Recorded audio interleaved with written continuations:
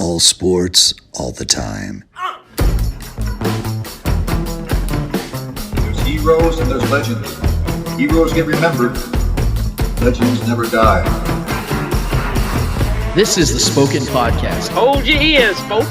It's showtime. I'm your host, Lance Twidwell. Man, that kid, he can ball, man. He can ball. Touchdown, Kansas City! Patrick freaking Mahomes, baby! Let's talk some sports because that's what we're here to do. You are tuned in to The Spoken. This is the Spoken Podcast. I am your host, Lance Twidwell, here with my guys, Eddie Ortiz and Trevor Twidwell. What's up? What's going on, people? All right, guys. So here we are. It's a first month. This is episode 4. We've made it this far. There's no turning back now, guys. How do you feel so far? It feels great. I'm enjoying it. It's 4 episodes, but I feel like it's been 25. It's therapeutic for me, man. This is what I love to do. I love to talk and ramble about sports. So this is it's like my every week therapy session. So. I feel like every week we talk about this. I addressed this from the beginning of the show, but and let me let you guys know right now. We are here at the Casey Beardco Studios. We're very happy to be bringing you guys the conversation that we're going to have tonight because I feel like we have a lot to talk about. And it feels like every week, like I said, it feels like we're, I always get this like anxious feeling after we're done with the last episode that, man, we're really gonna have to find some new news to talk about. But it seems like the sports gods give us new things to talk about all the time, and there's so much to unpack. I feel like we can never fit it all in. But we're here this week, and we have a lot of good things to talk about, all the way from the NFL to the MLB. Actually, Eddie's going to give us a little soccer at the end of the show, which I'm really looking forward to because there's a lot of news coming out. There is, but I'll try to give you guys kind of like an explanation as to like what it is, what's going on, kick and all that stuff. Kick some thoughts around. and I would be remiss if I did not mention that we have a very special guest tonight, our guy Joe Bryans, who's sitting behind me right now, the owner of Commandeer Brand. At Commandeer, it's a nautical brand.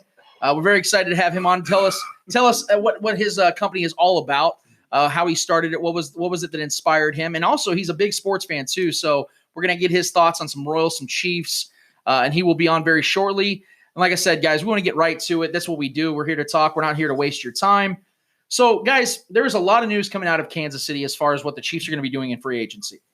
There's been insane speculation. A lot of speculation, not necessarily news, but yeah. Unbelievable speculation. Yeah. We're talking about, it's so insane right now that we're talking about the Chiefs potentially signing guys like Le'Veon Bell and Antonio Brown. Sir.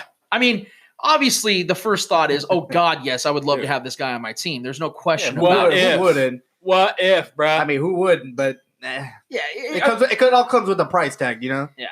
I love it, man. And I'm looking at Twitter, and I see a lot of the guys that I trust with their opinions, and they're sitting here saying, man, it makes no financial sense, but I'm so on board with this. Well, we've had a lot of big names like Jake Glazer and other guys that are, tight with GMs in the league saying that they've been hearing rumblings that the Chiefs are going to make a big move for an offensive, a big-time offensive name. So right now, man, I don't know what the hell It would shock me. It would shock me if they signed either AB or Le'Veon Bell. I think it would shock me because we don't necessarily need it, and it doesn't, like you said, doesn't make financial sense. Well, we can get into this, but there's definitely a scenario where AB can land here if we trade Sammy Watkins. If the Steelers want to pick up Sammy Watkins' contract and maybe a second-round pick, I'm actually on board with that. So. Yeah. There's a lot of speculation, like I said, on those guys. But let's talk about the more realistic scenarios that we have on our hands right now, in particular with the safety position. Now, we have been made aware during this week that the Giants were not going to pick up a franchise tag on Landon Collins, their safety, right. 25 years old, just turned 25 years old.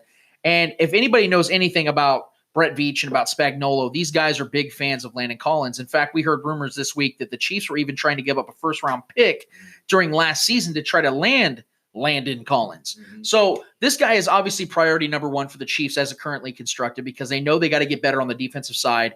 We do know that Eric Berry is more than likely not going to be on this team next year. And if he is, we have no idea what kind of player he is.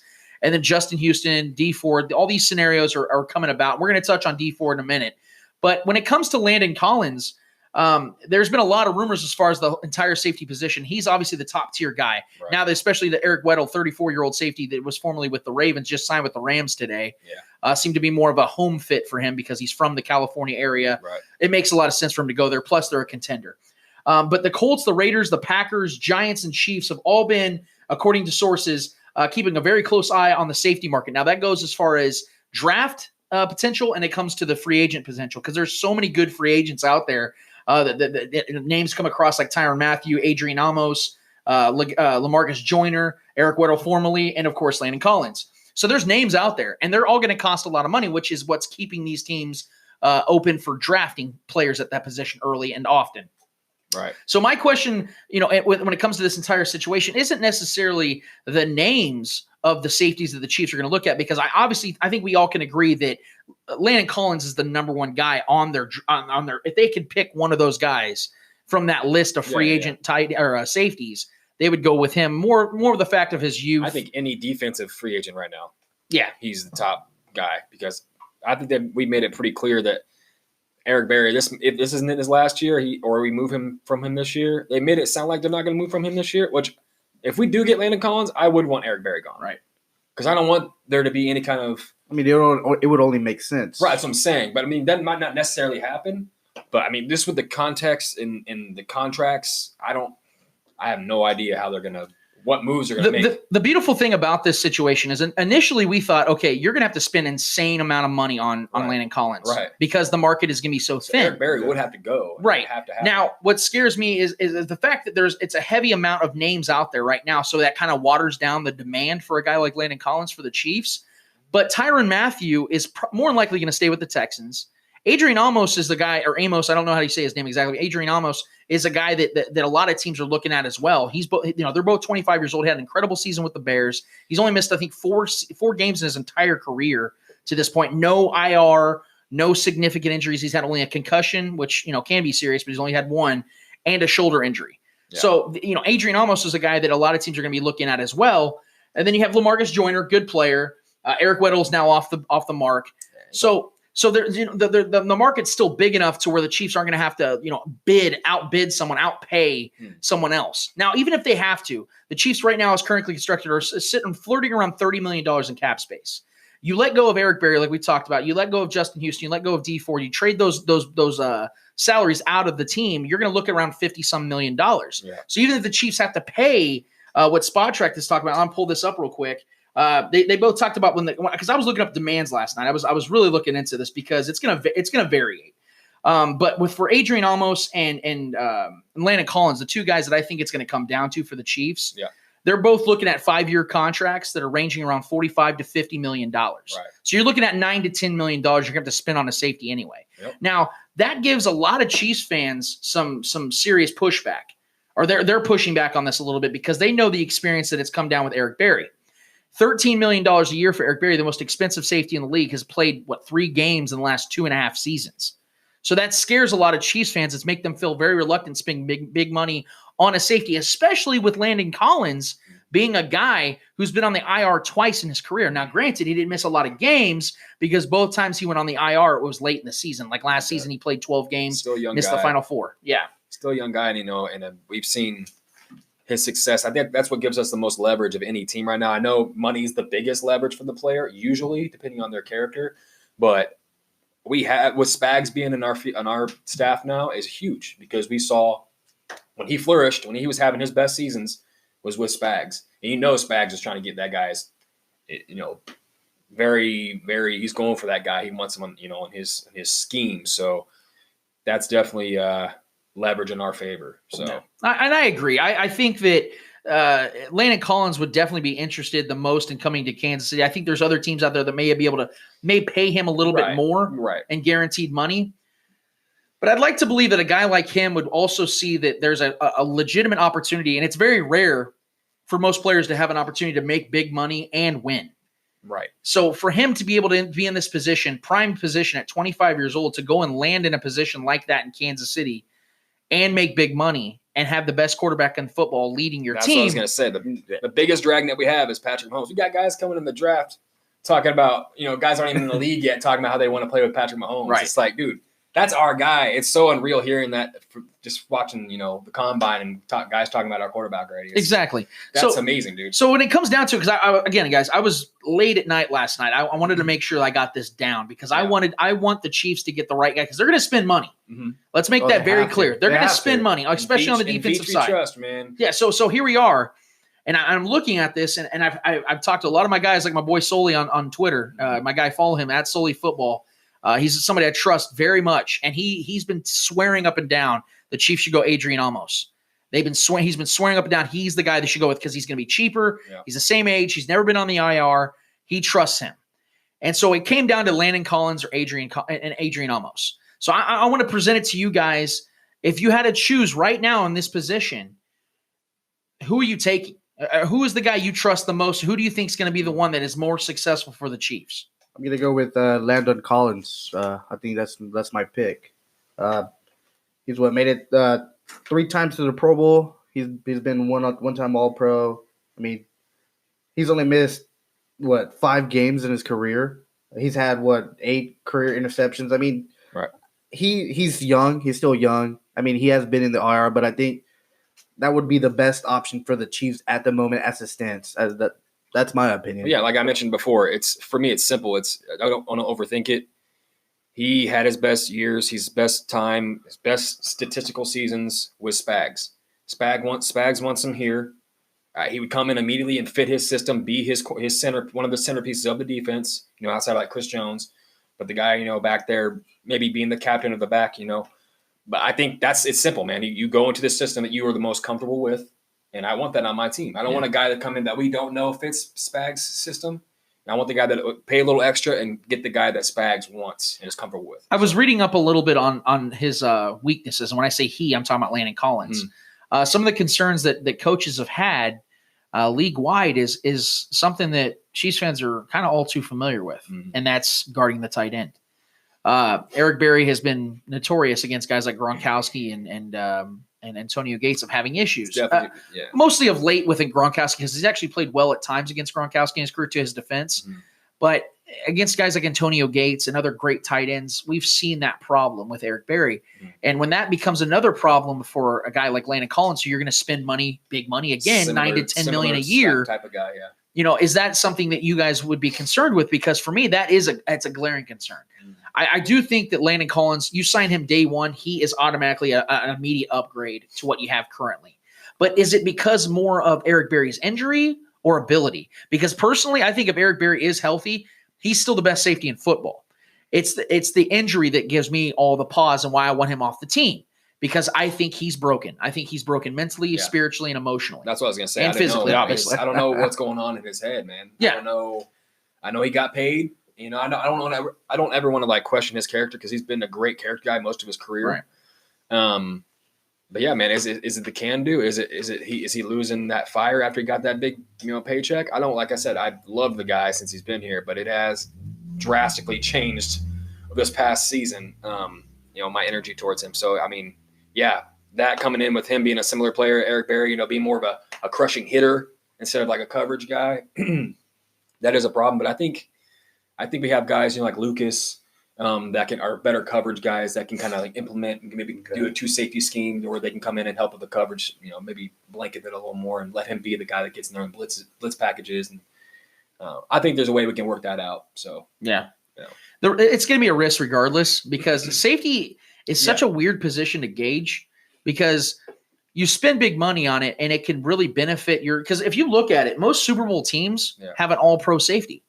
You look they're usually good at one thing or the other. Not a lot of – Earl Thomas is one of the few that can play good coverage and knock you out.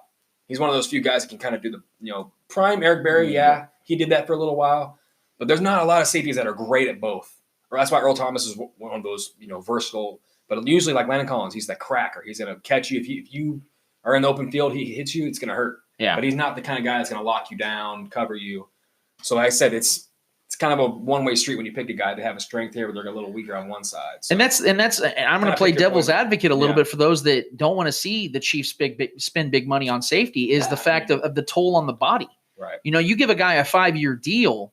And you're talking, if you're giving him $50 million, at least 30 of that's going to be guaranteed. Mm-hmm. You're talking the first 3 years, you're going to be cap strapped to that guy. Do you want to give that type of player at that type of position that kind of money? Because obviously in a perfect world scenario, you'd be able to draft a stud and, use him for 4 years. And that 5th year option, you could decide, do I want to keep this guy or not? That's a perfect world scenario. Unfortunately, that doesn't happen every year. The good thing is this current draft, based on what we've been told. Now you can't ever bet the farm on it, but they have said that this is a very defensive heavy draft. Mm-hmm. So if the Chiefs want to bet on their luck, they can say, you know what, we're not spending big money. We're going to go get a Clinton Dix, get him on a 1 year, $3 million deal, and then go and get our guy for the future afterward. Then you're talking about, building for the future and currently constructed, as opposed to signing a guy like Landon Collins with his IR concerns with a 5-year deal that's going to, like I said, be a substantial amount of money. Yeah. So there's a lot of avenues the Chiefs can go down. I just want to know from you guys, do you believe that spending big money in free agency as opposed to drafting a guy that could potentially become that stud on a cheap would be the better routes? Do you believe that going Landon Collins is the better way to go? Or going Adrian Amos, or going Tyrann Mathieu if he's still available? I mean, Earl Thomas. Are those the better routes to go for this team? I think so, yes, because you can't just expect and assume a stud is going to come out of the draft. You need to win now. You can't just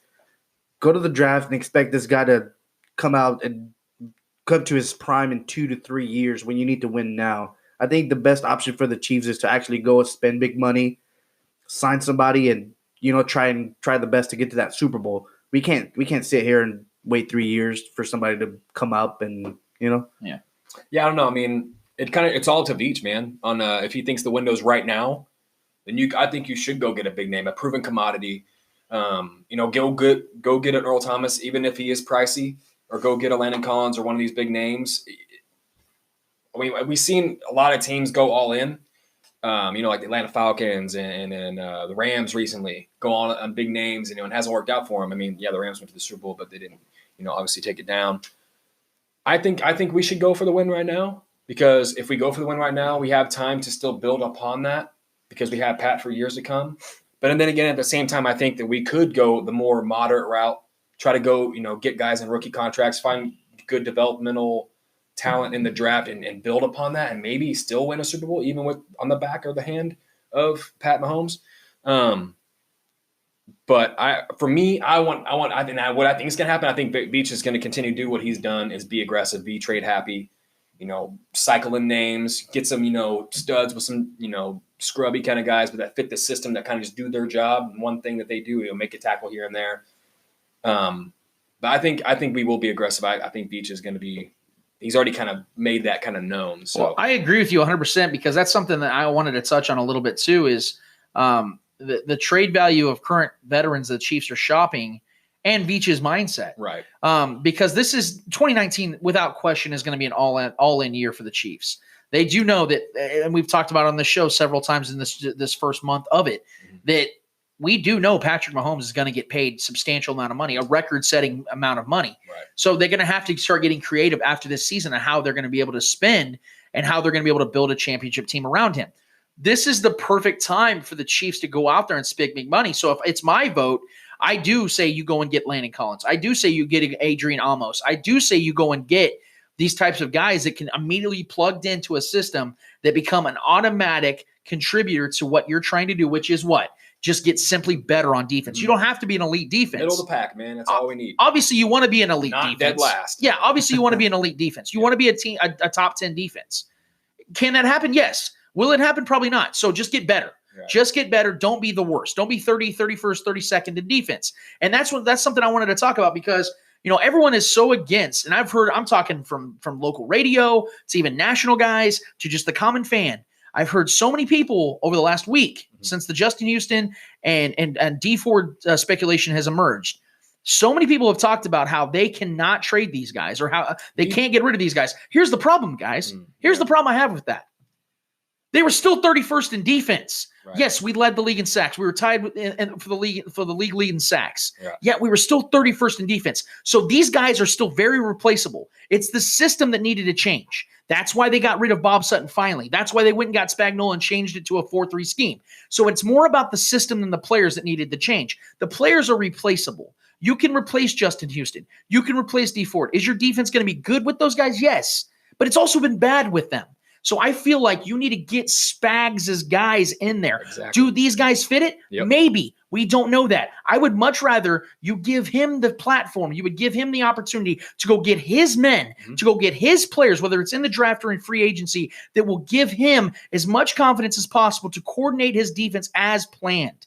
So for me, I'm all 100% in support of trading Dee Ford. Yeah. And if you can get anything for Justin Houston, obviously you take it. If not, you got to cut him. You cannot allow him to have the $21 million cap hit on the books. You have to be able to let go of that, save you some money, go and get your guys, whether it's Trey Flowers, whether it's any of these guys out there that's available, whoever Spagnuolo is in, whether I have complete confidence in what Spagnuolo can or can't do, that's irrelevant because I got to give him his opportunity to prove me wrong. He's proven it already. The guy's a Super Bowl winning coach. So, the guy's done it. He's coached. I mean, he's had some bad defenses, but a lot of good coaches have had bad teams and bad defenses and bad offenses. We've seen Bill Belichick get fired from the damn Browns and then go be the greatest coach of all time. So it doesn't – yes, I want Spags to be as comfortable as possible in year one. I want Patrick Mahomes to be as comfortable as possible and not have to worry about having to carry the damn team every damn game and have to go on to do a game-winning drive every damn game. That's stressful as hell, man, throughout the season. So let the kid be as unstressed as possible. Yeah. Let the new coach be as unstressed as possible in his first season with us. Let him go get his guy, whether you got to spend a little. I'm all in on letting Dee Ford getting rid of Dee Ford, even if it's like a second-round pick. Yeah, I'm going to talk about that in a second as well because I did some searching on the market value of a guy like Dee Ford. Right. According to Adam Schefter and Ian Rappaport, he's obviously been officially tagged. Not officially, but he will be officially tagged come March 13th, the beginning of the new calendar year for the NFL. According to SpotTrack.com, as it currently constructs, his market value is 5 years, $81.8 million, according to his position. They came up with this estimation by evaluating and comparing to comparable players of his market value like Von Miller, Melvin Ingram, Olivia Vernon, who got signed today, and Khalil Mack. Now, based off his last two seasons, that estimation shoots up to a 5 year, $97.8 million deal. And obviously the Chiefs are not going to pay him that. No. They would much rather let him walk, but that even makes less sense as well. So trading him is the inevitable in my eyes. Yeah, I think that has to happen now. Someone's going to want him. Yes. The Packers, Oh, there is teams out there that want him. Absolutely. He's a great player. You know what I mean? He does fight injuries a lot, but what he's shown in the last two seasons, I mean, he's shown a great potential. I would love to get a first-round pick for him or like a second round and like a mid-tier player. I don't know if that would be too much for him. There might be a team desperate, like a Jets team or somebody that needs a good edge rusher, that's willing to give up. Dude, we've seen it numerous times. Look at these quarterbacks, these trash quarterbacks that are getting dealt around there making crazy money. Yeah. Teams are desperate, man. Well, the Khalil Mack trade is what got me because I went back and looked at it just to make sure I knew exactly what I was talking about. Man. The Khalil Mack trade brought the Raiders 2 first-round picks, and one in 2019 and one in 2020, plus a 6th round in 2019, which is a throwaway pick. For me, I would have done it. I'm going to be real with you guys. If I'm the Chiefs, you know what I'm asking for in Dee Ford? A 1st and a 4th. Ooh. The reason why is this. He is a top 5 player at his position. He is 27 years old, and he has never once shown that he's going to hold out. Khalil Mack did, and they still got 2 first-round picks out of him. Yep. He did not report to the Raiders. Now, you could say that was more of an indictment on the Raiders, but Dee Ford has played ball, literally and figuratively, when it comes to this whole situation. There's been no drama whatsoever. He said he's okay with the franchise tag.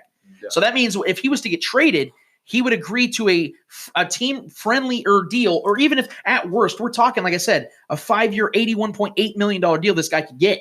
And you're talking $40-some million guaranteed he would automatically have at 28 years old starting the new season. So for me, if you're able to get 2 first-round picks and a 6th-round pick out of Khalil Mack, who is clearly the better player, you drop that value down just a little bit.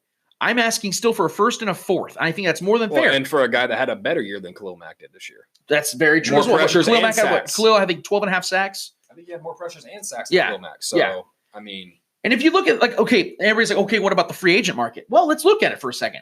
You're talking about a 30-year-old KJ Wright from Seattle who missed 11 games last season. I think he had 23 total tackles last year. Yeah. Then you have Zadarius Smith out of Baltimore, who's 26 years old. Packers and Colts look like they're going to do a bidding war on him because he's an absolute stud, and I think that both those teams would gladly sign him. So the Chiefs have a few options for them to go with. Now, I think the Browns are going to be a little bit out of this one, even though there's the Dorsey connection. But you look at the Bills, the 49ers, the Colts, the Texans. You look at these guys with their picks. Now, obviously, OBJ is going to kind of set the market as far as free agents are concerned because of the fact he's going to demand big money. But the Bills have 9 picks. Their biggest needs are a wide receiver, offensive tackle, defensive tackle, and pass rush. Pass rush. Dee Ford. Right. And obviously with this whole Antonio Brown debacle, they're going to have to, reconfigure how they can sell this to their fan base. I mean, we already had that trade to get Patrick Mahomes with the Bills. So Yes. Right. there is that's what makes me think too, like, okay, there's a relationship there. Exactly. Let's say we trade Dee Ford to get like, a second and a third. Yeah. Would you take that? Because that would give us 3 second-round picks. I would Veach would trade 2 of those second-round picks to move up in the top 5. I would take that. I would take that automatically. Yeah, that's what I'm saying. Put us up in the top 5, top 10 picks. Go get an elite defender, elite linebacker maybe, opposite Hitchens, or another, elite edge rusher, obviously. But I mean, I know it's unproven commodities coming out of the draft, but still. I mean, see, this is the controversial thing about the whole Dee Ford trade. Like we said, it's inevitable. It needs to happen. Yeah. But the 2 best suitors that I've seen are 2 teams that will be competing for an AFC championship against the Chiefs for years to come. Bring it on, man. The Colts and the Texans. Ooh. They don't got the X factor we got, though. I understand, but hear me out here. The Colts have 9 picks. 3 picks from 26 to 59. So those are valuable, very valuable picks. Even if they gave the Chiefs the 26th overall pick, they'd still have an early second-round pick at 34. Yeah. So that's basically a first-round pick. So they can afford to give that up, and they desperately need pass rush. I can see Chris Ballard making that move, too. He's a hell of a GM, man. Yeah, and then the Texans have 7 picks, including a first and 2 second-rounders. Would they be willing to give up those picks, or a couple of those picks, to stockpile an already amazing pass rush with J.J. Watt, Merciless, and Jadeveon Clowney? They did franchise tag him, so he will be there unless they're planning on trading him as well. So you have arguably the best pass rush in football. And in the AFC, would the Chiefs be willing to work with teams like that if they were able to get value like that, even though it is making your competition, your direct competition, better? But our team is desperate enough to give that first-round pick. Are they desperate enough? I think the Colts are. I think the Colts are because they know that Andrew Luck is going to be 30 years old, or he is 30 years old, rather. Yep. They don't know how long his health is going to sustain. It took him a year, almost 2 years to finally get back, and he was amazing this year. Yeah. But we don't know how long Andrew Luck is going to be, so they have to capitalize now. They know Patrick Mahomes is the man, so they have to try to win right now. Possibly the best offensive line in the league. He's well protected. He barely gets hit. He's an elite quarterback, and they already had a good defense. They didn't have a lot of big names besides Leonard, who I think was an absolute stud this year. I think led the league in and tackles. But yeah, I think that's a team that definitely, and Chris Ballard is, like I said, he's a sneaky, great GM right now, and he's one of those guys I think that would be aggressive, similar to Veach, and I think that's a move that Veach would agree to. Yeah, so again, it's very controversial because like you say, you're talking about the direct competition for the Chiefs to get to the Super Bowl, and it's almost hypocritical because it's an all-in year, and you're trying to build this team to be its best, and not help your competition at all. Giving Dee Ford to your direct competition would make them better automatically, and it would motivate him to play at his best because he'd probably be fighting for a new contract. He would like to prove himself that he was valuable to the team that just gave up on him in essence. But the Chiefs, like I said, the draft picks are what's important to me because, like I said, they have they have 2 second-rounders right now. If you could stockpile a couple firsts or 3 seconds, you have yourself an opportunity to trade up, get the guy you really want, and that's something Veach has been very adamant about, is being aggressive in the draft, being aggressive with trading for players. This is something that we definitely need to touch on a little bit more on the show tonight as far as Veach's mindset, what it's going to be, because for all we know, by the time this show's over with, he's already made some moves. Well, plus 2, devil's advocate here. Say we don't make a move with Dee Ford. I'm still okay with keeping him here because with elite edge rushers, you really have one job. It doesn't really matter what scheme you're in. Hit the damn quarterback. He can do that at an elite level as long as he's healthy. So say he sticks around. Just have him doing what he's always done. Scheme doesn't really matter for a lot of edge rushers. Just get pressure, hit the quarterback. Yep. And we can do that keeping him around. So we can go on this all night long. We are here in the KC Beer Co. studios. I'm with my guys, Eddie Ortiz and Trevor Twidwell. This is the Spoken Podcast. We got a special guest coming up, guys. Joe Brines, owner of Commandeer Brand. Going to talk a little bit about his apparel company, what started it, and we're going to talk a little Royals and some Chiefs as well with Joe. So we'll get back to that after this. Commandeer is Kansas City's alternative apparel brand. They make unique Kansas City-themed clothing and accessories with a countercultural apparel. Find them online at commandeerbrand.com or follow them at Commandeer Brand on Instagram or Facebook. We are back. This is the Spoken Podcast. I'm your host, Lance Twidwell, here with Eddie Ortiz. Yo. Trevor Twidwell. How's it going, everybody? Guys, we have a very special guest. We've been promoting it all week. This is a good friend of mine. This is a guy that I trust with Well, not everything, but I trust him with some things. Choose your words carefully now. I had to think about that. I moonwalked on that one for sure. But no, Smart. we have our guy Joe Bryans here. First of all, thanks for coming in, man. Man, thanks so much for having me. Obviously, you're a big Chiefs fan, Royals fan. You're just a fan of Name sports. it. Yeah. You name it. Kansas you City. follow it. And I actually talked a couple months ago. We were at Modern Man Supply Company for our, because obviously I own Casey Beard Co. as well. And you and I, we do a lot of work together. Breaking news, obviously.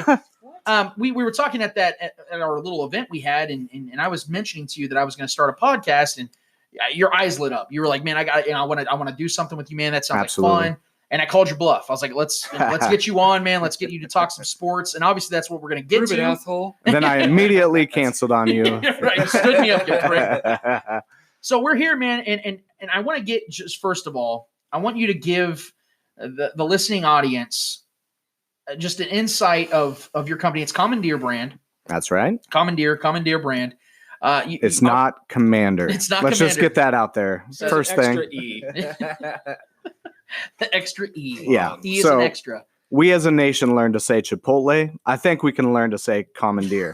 I still hear people say Chipotle. Yeah. I still hear people say Chipotles. All right. I shouldn't have that much faith in us. Chipotles. But It's like the 50+ white people. Like, oh, you got to go to Chipotle? that's probably my grandma too. But we can do Commandeer.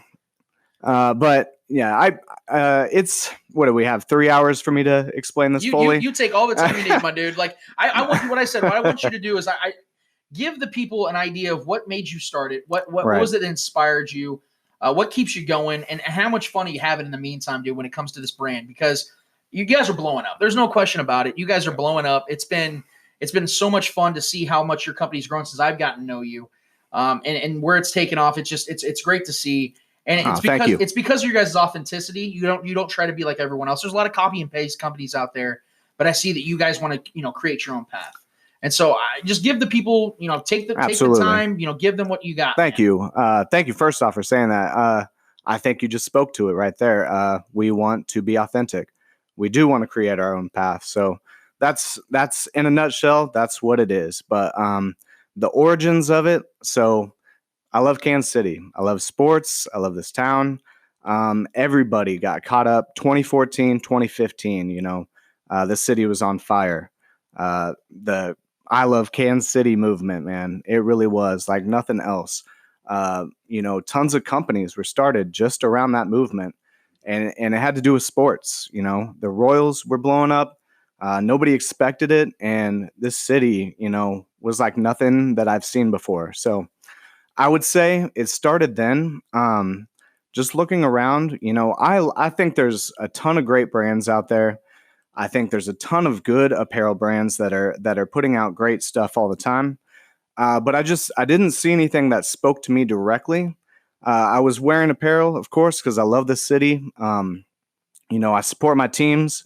So I was wearing whatever was being put out and proudly. But, I played in a metal band for 5 years. I was a vocalist. So let's say I love kind of underground type music, whatever genre it is. So I didn't quite see anything that was in that vein, that had more of an alternative feel to it. So a counterculture type approach is what I say. So if you don't see it, make it. So basically I just set out to make something that has a different look to it, a different feel. It's Kansas City sports, Kansas City in general, but we do offer things that are outside that as well. We have some leather goods now, a bunch of different things that kind of have that feel to it, a unique alternative feel to it. And besides that, I think that people are out there looking for something that they haven't seen before. And I was trying to provide that. So you're sitting there, you got your koozie. It says Kansas fucking City on That's it. Right, so dude. Yeah. that's one of our designs. You may have seen that around town. It's a little crass or whatever. Yeah. Something that other companies aren't going to put out. Maybe, it catches the eye, I would say. You're going to see some skulls on some things. It's just me. This company is just me. So it allows me to be a little more free. I get to put some stuff out that, maybe other people don't get to take the chances to put out. So, that's why I struggle to explain it, because it's me. Yeah, man. absolutely. No, that's great, man. We're here at the Casey Beard Co. Studios. We have Joe Bryan's owner of Commandeer Brand. He is in the Modern Man Supply Company guest seat. And, as far as the pirate thing is concerned, no, it's great because, in Kansas City, I don't feel like we get enough of that, like as far as like quote unquote the coastal. You mean there's side not as many pirates in the middle of the country? Exactly. Yeah. That's weird. The ships have a hard time getting here. You know what I mean? So, yeah. But I want you to give, because obviously you're from here. You're absolutely. we're all Kansas. Lawrence, natives Kansas, here. born Yes, and raised. we're all Kansas natives here. And I want to get an idea of what inspired you to go that route, because obviously you're very big into that culture. Yeah. When you say counterculture, what got you into that? Because you said it, you didn't identify with some other companies, but what is it that made you go this particular direction? So the pirate thing, again, we got 3 hours, right? So no, but it's more of the feel. It's they're anti-establishment. They think differently. They looked at the world and said, no, that's not for me. And they carved their own path, essentially. So it's that. It's my love of travel. I love being in Kansas City, obviously. I love being from here, and I love seeing everything else outside this world. When I was 21, I got the chance to go outside the country for the first time and be on the ocean and the Caribbean, and it just blew me away. So, and I've been fortunate enough to go to Europe and see a bunch of different countries, and so that's what it speaks to for me is freedom. Adventure. Yeah, absolutely. Yeah, absolutely. Adventure, freedom. Just, I don't know, kind of carving your own path, like I said. I like it, man. I like it a lot. And that's, like I said, I think if I remember correctly, I had messaged you about doing some sort of collaborative work. Mm-hmm. And then we sent you, I think, a t-shirt, had you, send us back a photo of it, kind of gave you the cross promotion. Because that's something we're very big on, is making sure we're cross promoting local brands. And same. yeah, absolutely. And that's why we attached so well, I think, so quickly, is that we shared the same vision as far as local brand of business owners. We wanted to make sure that we had, because there's a lot of people out there that talk like they are, and then when it push comes to shove, they're really not.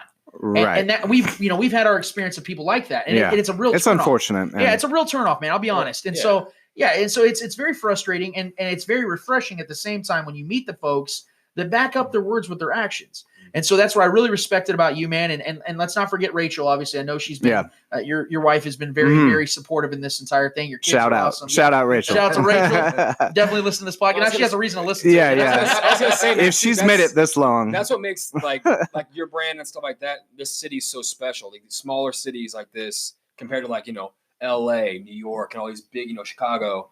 You don't see a lot of local people joining forces or communities like that. That's why I love this city Absolutely. so much. It doesn't have a lot of the perks that other big cities have, or a lot of the audience and the showtime things and big events as much as those bigger cities. But I prefer this kind of stuff. Oh yeah, it's more of a tight knit group. We're a big small town. It's more authentic, man. It's not fake love. It's and that's why I like your brand and Lance's brand and these local brands that I get that I personally own things of, and it's just it carries that same culture in it, and it's been getting noticed, even outside of here. But I appreciate that, man. I really, thank you. I didn't set out to change the world or anything, just make something I like. But this. Thank you. Well, you're right. That means a lot. No, but just getting, right. We're gonna take a 5. The tears came earlier, and I thought. But no, getting to meet people like you, this is how we met, and I wouldn't have gotten to know. All right, here now the tears do come, but no, I'm just kidding. But getting to know you, all right, I got to get through this point. Getting to know you and other people like you. Shout out! Obviously, I already knew Tara from Whiskey and Bone, but there's friend of the show. There's so many people that inspired me to get started, and to continue to promote each other, I think is so important, especially people like you said that are genuine. Even though we are a small town, you do run into we're some we're occasional issues. We're a small town, but something that Josh at Modern Man Supply Company said that was so perfect, and it's so simple, is we're a small town, but there's room for everyone. Yeah. You know what I mean? Like there's a uniqueness that we all can bring to the table. And Absolutely. regardless of whether we're a small town or not. We are a small town in comparison to LA, New York, like Trevor alluded to. But when it comes to, the creativity, you can't put a price tag on it because we kind of have this mixture of everything in between. Yeah. We're literally in between all of it when it comes to culture, when it comes to styles, when it comes to trends. Kansas City is kind of caught in between it, and it's kind of a beautiful thing. Oh, now, absolutely. Give the people a short little tidbit on the new shirt, the St. Patty's. The St. Patrick. This thing has been the rage, man. It's been the rage. Thank you. Give people a little bit about that, man. Man, I didn't even expect this, to be honest. So, obviously, Mahomes fever, right? So basically, well, for legality reasons, maybe the quarterback of the Kansas City Chiefs. No, still too much. But no, he obviously came in, lit the league on fire. He might have lit Lance Twidwell's heart on fire as well. That thing's a blaze to this. Yeah. His panties too. No, so I had to come in here with a St. Patrick's shirt. Fire extinguishers. Exclusively for Lance. Put it out. There's several of these shirts running around. It's not necessarily an entirely unique concept, to be honest, but so ours happens to have the head of a certain quarterback on the body of a certain old saint. This is very smooth, by the way. You're totally Thank you. So disrespectful. How do you here? Let me show you a picture. That'll be a lot easier. But no, I just that's kind of the other thing we do is just a little twist on what other people might have done. I don't know, that type of thing. Just a creative little twist on it. So gotcha. So give the people your contact information, social media, your website. Absolutely. Let them know how they can find you. First and foremost, Instagram. That's just the easiest way for me to explain who we are and for you to follow along. So that's Commandeer Brand on Instagram, Facebook as well. We do have a Twitter, but I still haven't figured that entirely out. So Twitter's for the savages, bro. Yeah, I bet. I can tell. So The low lives. I should be into it, but that's where we go to say all of our dark thoughts. That's the place that you're not proud of. Like you just go and say the things you need to get off. It's the Twitter sphere, man. So Commandeer doesn't need to be there as much. Let's just be honest here. You sell your brand in a respectful pictures. manner. Yes, exactly. Facebook and Instagram are definitely the community. Yeah, absolutely. And honestly, guys, we don't follow a ton of people on Instagram, and I always look forward to because Joe always has these really high quality photos. So if you're just looking to follow somebody on Instagram just to see cool photos and kind of get inspired, maybe if you're trying to start your own business, even if it isn't apparel, a couple nudes here and there. Yeah, throw a couple of those out there, selfies and stuff. Yeah. Really risque. Yes. No, but I would definitely recommend you follow them just for the inspiration factor. Because I'll be honest, this is year 5 for Casey Beard Co. But it's always nice to get inspired from your fellow band and your fellow, we call it the brand of brothers. That's what we call ourselves, right. It's always good to get that inspiration, even though our companies are different, completely different. It's always nice to see the way you guys do things because you've introduced me to new people. I feel Absolutely. like, we get to bring you onto this, it's nice to have that, because I get bored sometimes with my own mind. Yeah. You know what I mean? I get bored with my own ideas. So when I see other people go their route or try new things, it makes me feel like I need to step it up a little bit and kind of. And likewise, sir. You have to be inspired, because we all get stale, we get stagnant. You have to see somebody else doing it. And I said I'm a one-man show, but that's not correct at all.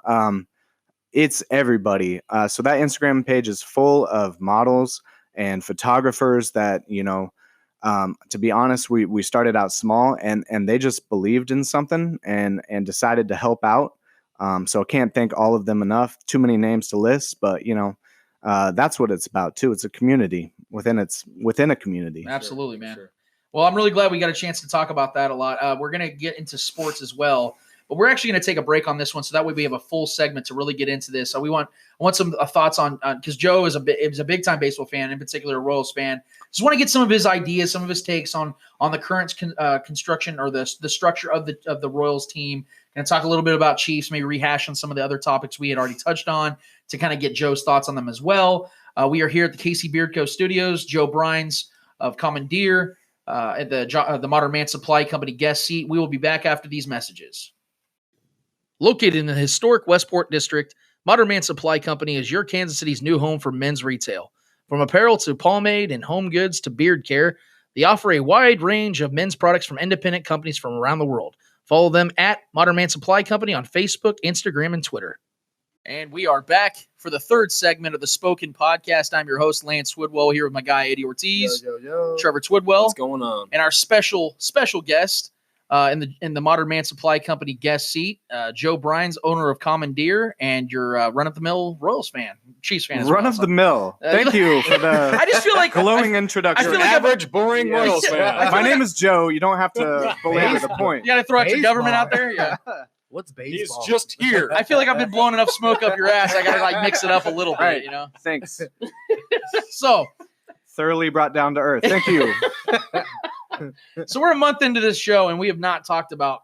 Well, we talked about baseball a little bit with Bryce Harper and Eddie giving him the L, even though he just made $330 million. Well, But I'll help him with that he one if he needs needs it. He needed that L after say DC. You know what I mean? Like, you can't go That to part, Philly yeah. and say DC. that's fair point. But we have not touched on the Royals at all, and most of it's intentional. Gee, why?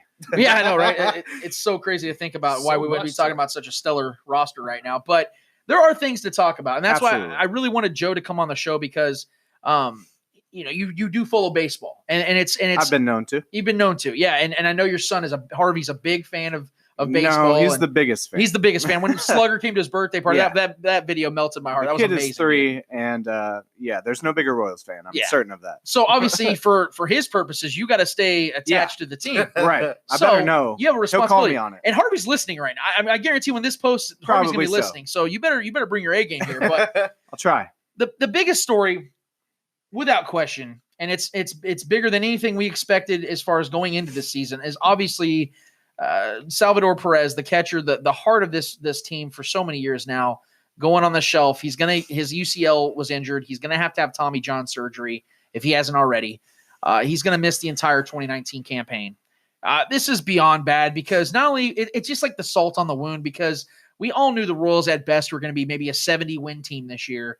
You know, maybe they make some moves and they get hot, but more than likely we all knew this was not obviously going to be a playoff team. They're building for the future, and Salvador was that like kind of that sweetness to the bitterness. You know what I mean? He was Sure. that guy that everyone still loved and enjoyed, and come to the ballpark to go see him, maybe do a Salvi splash. splash, Exactly. sure. So with now this news, Joe, react to the situation, react to how shitty this is, if we're just being honest here, and give us an idea of how. Cry now? Yeah, because we obviously shed tears in the first segment. Yes. Go ahead and shed This is them gonna again. be, Get it out of the way. if We I got have any some, left. We got some puffs. I can get you, but Sure. just give us your thoughts on the situation. How the Royals can salvage this Wow. situation. That was pretty good. This is the 4th episode, just so you know. He's doing I'm those saying, already. Yeah, I'm bowing as we speak.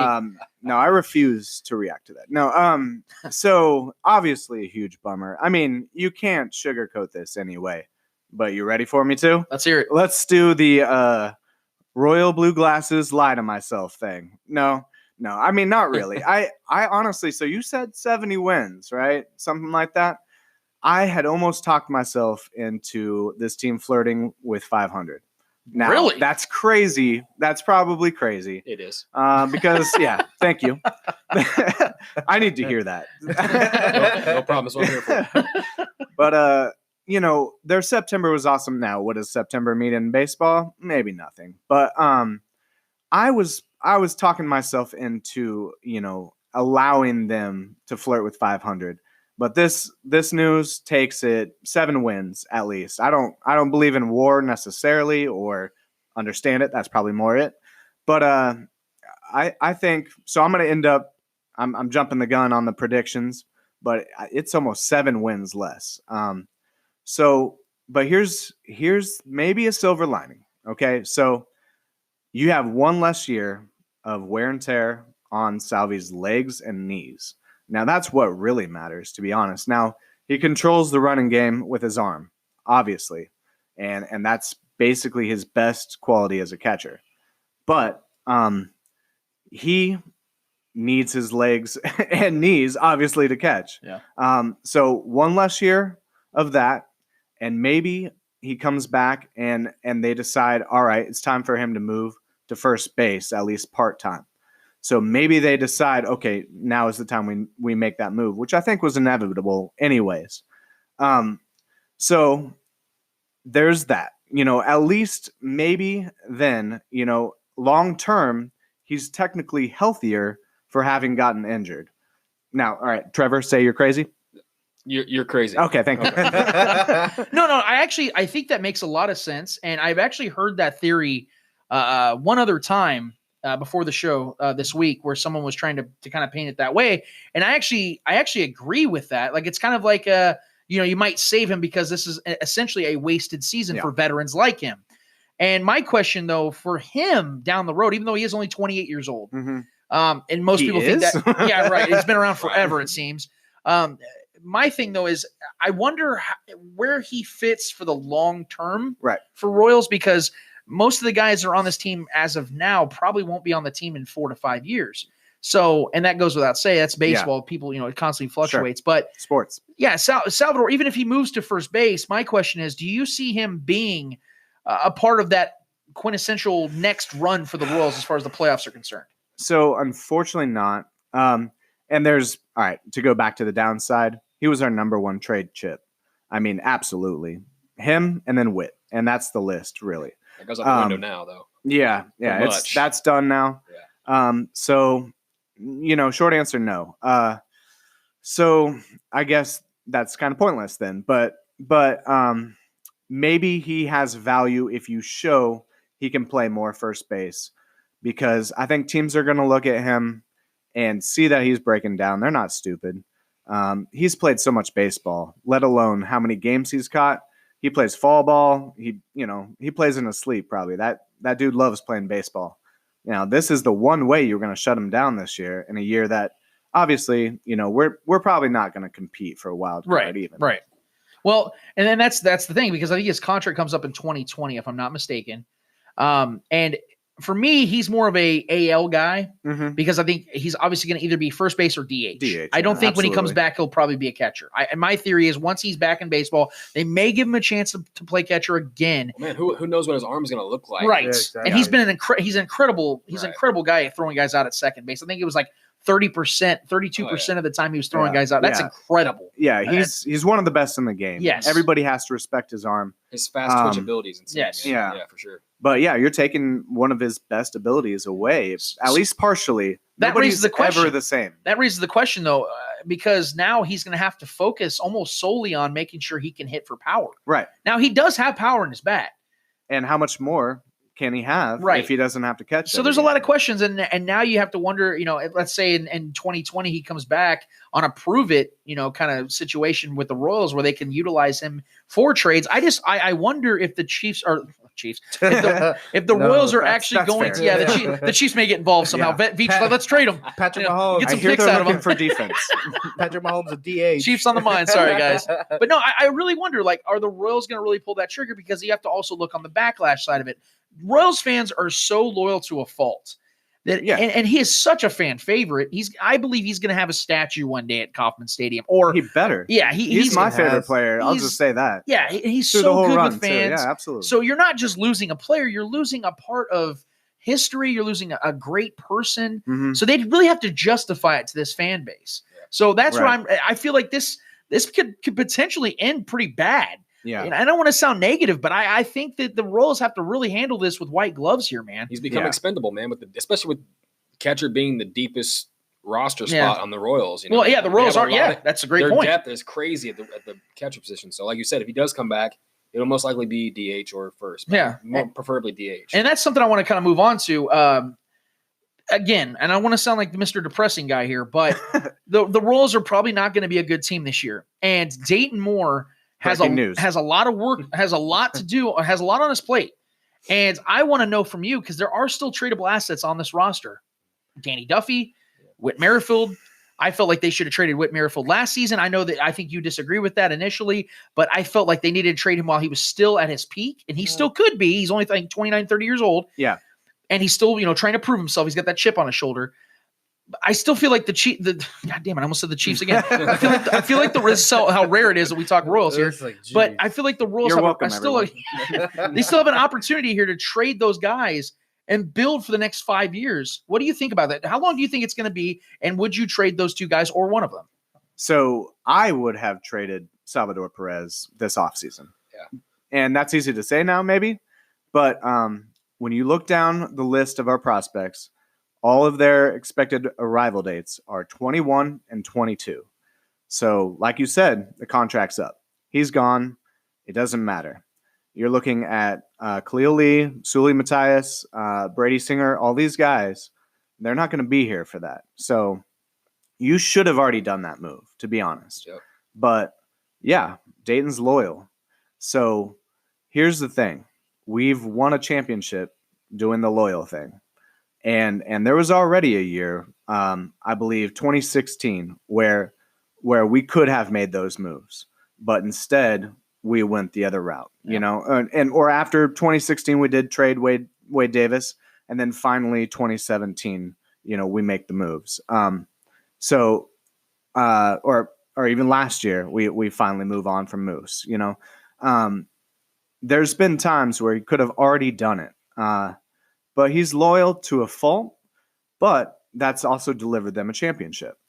Now, I think he thinks that they have more than they might have.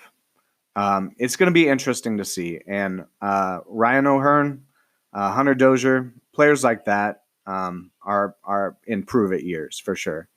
They need to figure out what they have in those guys and to decide if that they have enough right now to try and compete in 2020 or if they need to trade these chips. Right. So, and that's kind of where I want to segue, though, as far as these pieces and as far as the decisions are going to be made. Dayton Moore has been here since 2006. I think he's done a masterful job. I think he's made some bad decisions. I think that Wade Davis trade was pretty bad, unless Ortiz ends up becoming a monster, which I don't really know yet. But overall, I think the dude's done an incredible job going and trading for big time pitchers, going and getting, you know, guys that can add to a World Series run after losing a heartbreaking way in 2014. Right. You know, being able to go and draft guys like Ventura and guys like Moustakas and Hosmer and building them up and making them the face of this organization. It's masterful. It's so hard to do in a market like this. Coming from the worst organization. Exactly. Yes. Maybe not in baseball. In sports. It was pretty damn close. Yeah. Absolutely. Yes. Man. So my question to you, though, is having said all that and giving him all his due credit, because I met the man several times. He's an incredible guy. Been to his house. Good dude. Awesome guy. Now let's rail on him. Having said all that, let's stick a fork in him. No, but honestly, do you, as a Royals fan, a big-time Royals fan, and this is for Harvey as well, your son, do you have faith in Dayton Moore that he's going to be able to make that happen again? A championship? No. So do I have faith in him? You have to. What's the alternative, right? I have faith in him that he's going to get this club back to competitive. It's going to be 21 or 22. That's the unfortunate thing. We're looking at a couple more years of mediocre baseball on the good end. So you're talking about draft picks, but really that's been the issue with them. So you're talking about draft picks like Bubba Starling. You're talking about, you know, Hunter Dozier finally cracked the club, but and of course the list won't pull up, but it makes for good radio, right? Take your time. But we've missed on several. Ash Russell walked away from baseball. Yep. You're talking about, and you know that's no fault of their own. And actually, you know, Danny Duffy and Zach Greinke at the time have both done that and come back and obviously been pretty darn good. Yeah. So that can happen, right. but there's a long list of draft picks that haven't made the club when behind those guys have been all-stars. Right. Well, and to talk about the promise of what's to come, there are bright sides to this, believe it or not, guys. I think there are some things that the Royals can look at this year and be thankful for or be excited about. Alberto Mondesi. I think he's going to be a superstar in this league. Yeah. He may not be the quintessential, you know, home run guy. He's not going to, he might sneaky be. power. He does. They're really projecting him does. to have about 25 to 30 home runs this year. Right. For a guy that's not big. And we're talking about him maybe hitting leadoff maybe number 2. Exactly. And in a ballpark that's not known to give up a lot of home runs. Absolutely. So, but having said that, what's your thoughts on him? I think, my personal opinion, just from what I've seen, what I've heard, I think he's going to hit the ground running. I think he's going to be a superstar. Maybe not get the actual title of that, but he's going to play like a superstar early and often. What's your thoughts? Yeah, absolutely. Superstars a bit of a stretch because in baseball right now, superstar is attached to hitting the ball out of the ballpark. True. Now, the Royals are going to value speed, and he has plenty of that. So he's not only going to hit the ball out a little bit, but he might steal 40, 50 bags, honestly. Witt led the league, but we all know who the fastest player on that team is. Well, I'm sorry, Terrence Score is back. Well, we're talking about an actual player who's going to play games. Let's be honest here. Let me take that back. He's technically on the roster.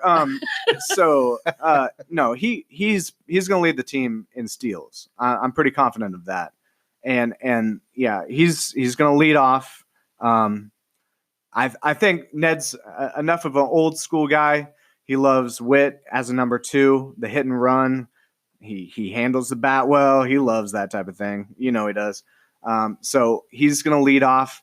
Yeah, he's going to hit at least 20, 25 home runs. And then maybe steal 50 bags on the plus side. That would be amazing. Which is superstar level. But who do you pair with him? What kind of season does Ryan O'Hearn have as a follow-up?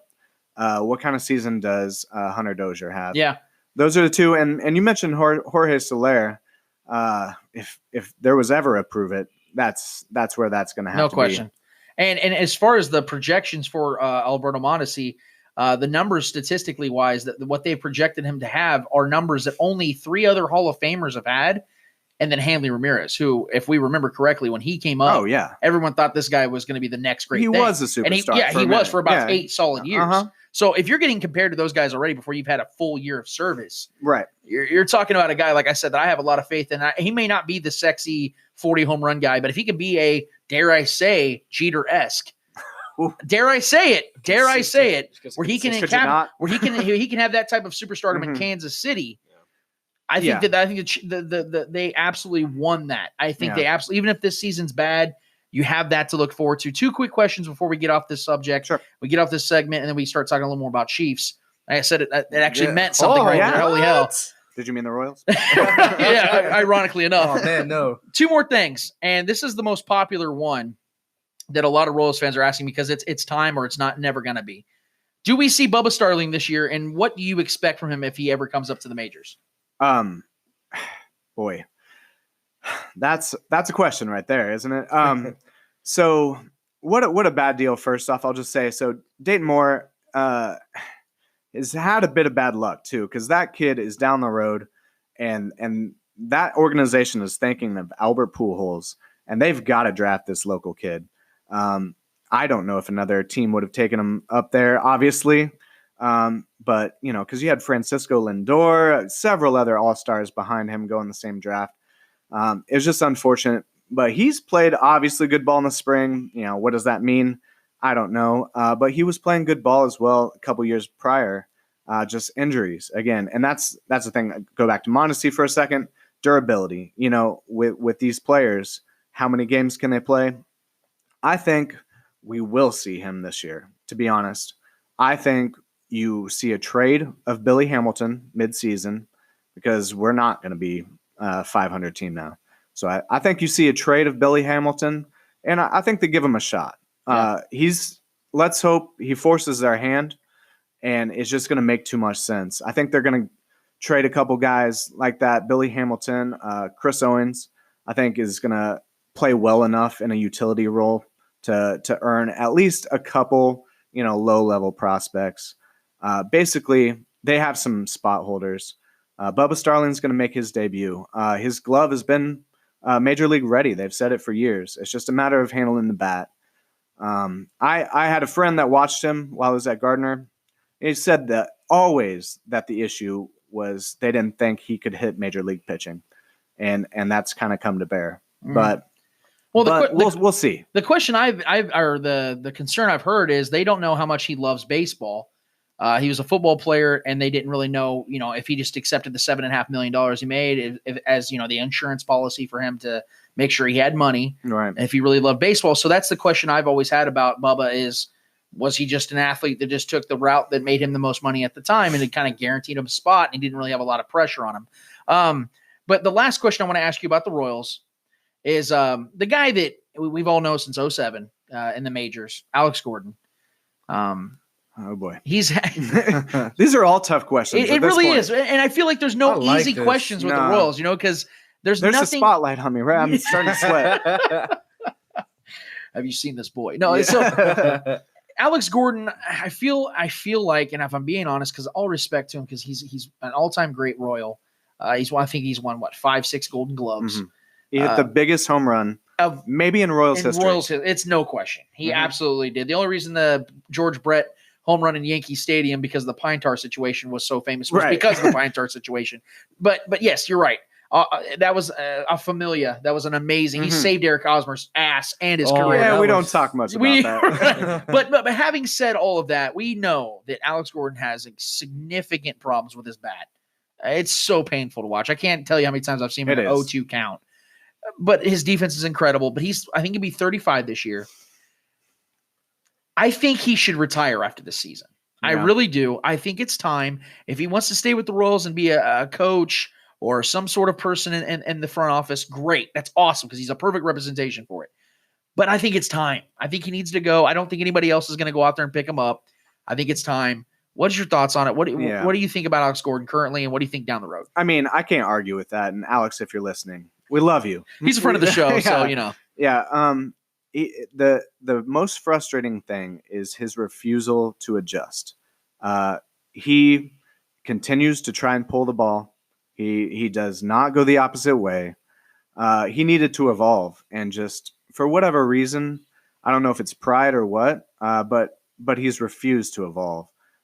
So yeah, I mean, ideally, he would become a member of the front office, coaching staff, something like that. I think he would be a great addition to the Royals long term. And you talked about statues earlier. Believe it or not, he may end up with one. He absolutely needs to, man. He deserves it. That home run. I mean, you need to have one where he's posing. Yeah, we got a bobblehead like that. It's real nice. Gotta have it. I mean, that's only justice. I mean, you and I, we grew up in the same era, and we remember all the quote unquote good old days of watching all the old highlights from the 80s. Sure, he's going to be that guy in 20 absolutely. years. That home run's going to live forever in Royals history. Right. So there's no question Alex Gordon's one of the greatest of all time when it comes to Royals baseball. Whether that's an indictment on Royals baseball or just he's been that good. It is. But, a little of both. Yeah, it's a mixture. But regardless, I'm glad we somewhat agree on this. Right. That it's probably time. He needs to move on, get on with his life, do some other things, try some other ventures. And thank you so much for the time. I think they can move on from him next year. Yes. Yeah, so that's inevitable. Hopefully he pulls a Gil Mush and is like, here, just take this money. What? Gil, what are you doing, man? I mean, it's a $55 million contract. That's holding this L. You want to talk about, that's giving the L. Yeah, that's right. So, Joe, thank you so much for coming on here. Thanks so much for having us. A little bit of Royals. I don't know if you want to stick on for one more segment, talking a little bit of, it's going to be a little bit of a shorter segment regarding Brett Veach and the mindset he has. If you have any thoughts on that, you'll have me. We'll have you. We'll definitely have you. We don't want you to go anywhere. That's why we have the chain to your ankle to the wall. Yeah. So he's not kidding either. So like I said, we're going to have, I promise Trevor's still alive. He's still here. Eddie's still alive. He's still here. We're going to get these guys back on here. We're going to, like I said, we're going to talk a little bit about Brett Veach, what his mindset's going to be for this draft and free agency. We're going to get to that. We're going to talk about what we expect from him and how much pressure is on him, quite frankly. So we'll get back to that after this. Midcoast Modern is a Kansas City focus on modern, handmade, and small brands. A resource for design-centric home goods, apparel, jewelry, artwork, and limited edition gifts. We support makers, artists from the Midcoast, and bring in goods from makers, artists around the U.S. to offer a unique selection. And we are back again at the Spoken Podcast in the Casey Beardco Studios. I am Lance Twill, the host, with my guy Eddie Ortiz, yo, Trevor Twidwell. What's up? And Joe Bryan's decided to hang out with us for one more episode, one more segment. Chair. I didn't have a choice. That's true. Yeah. I mean, I threw the key down there. You just didn't want to get it, so I have to saw through my leg or something. Indentured servitude is what this is. This is not a lie either. he's chained up. Yeah, thanks for having me. Sound effects. All right, so we touched on the Royals, and that was thank you, Joe, for doing that because I would not have been able to do that myself because I mean, I don't follow It's baseball tough that right now. big. I mean, I'm not I like baseball, I like watching baseball, but I don't follow like all the trades and drafts and so I understand. baseball, but It's you like don't like me with soccer, pretty much. I you understand. guys are like the That's perfect it. opposite. Yeah, man. Exactly, we're mirror images there, probably. makes sense. Yeah. So let's talk a little bit more about the Chiefs. In particular, the man that, in some ways, some form or fashion, is leading the way when it comes to building this roster.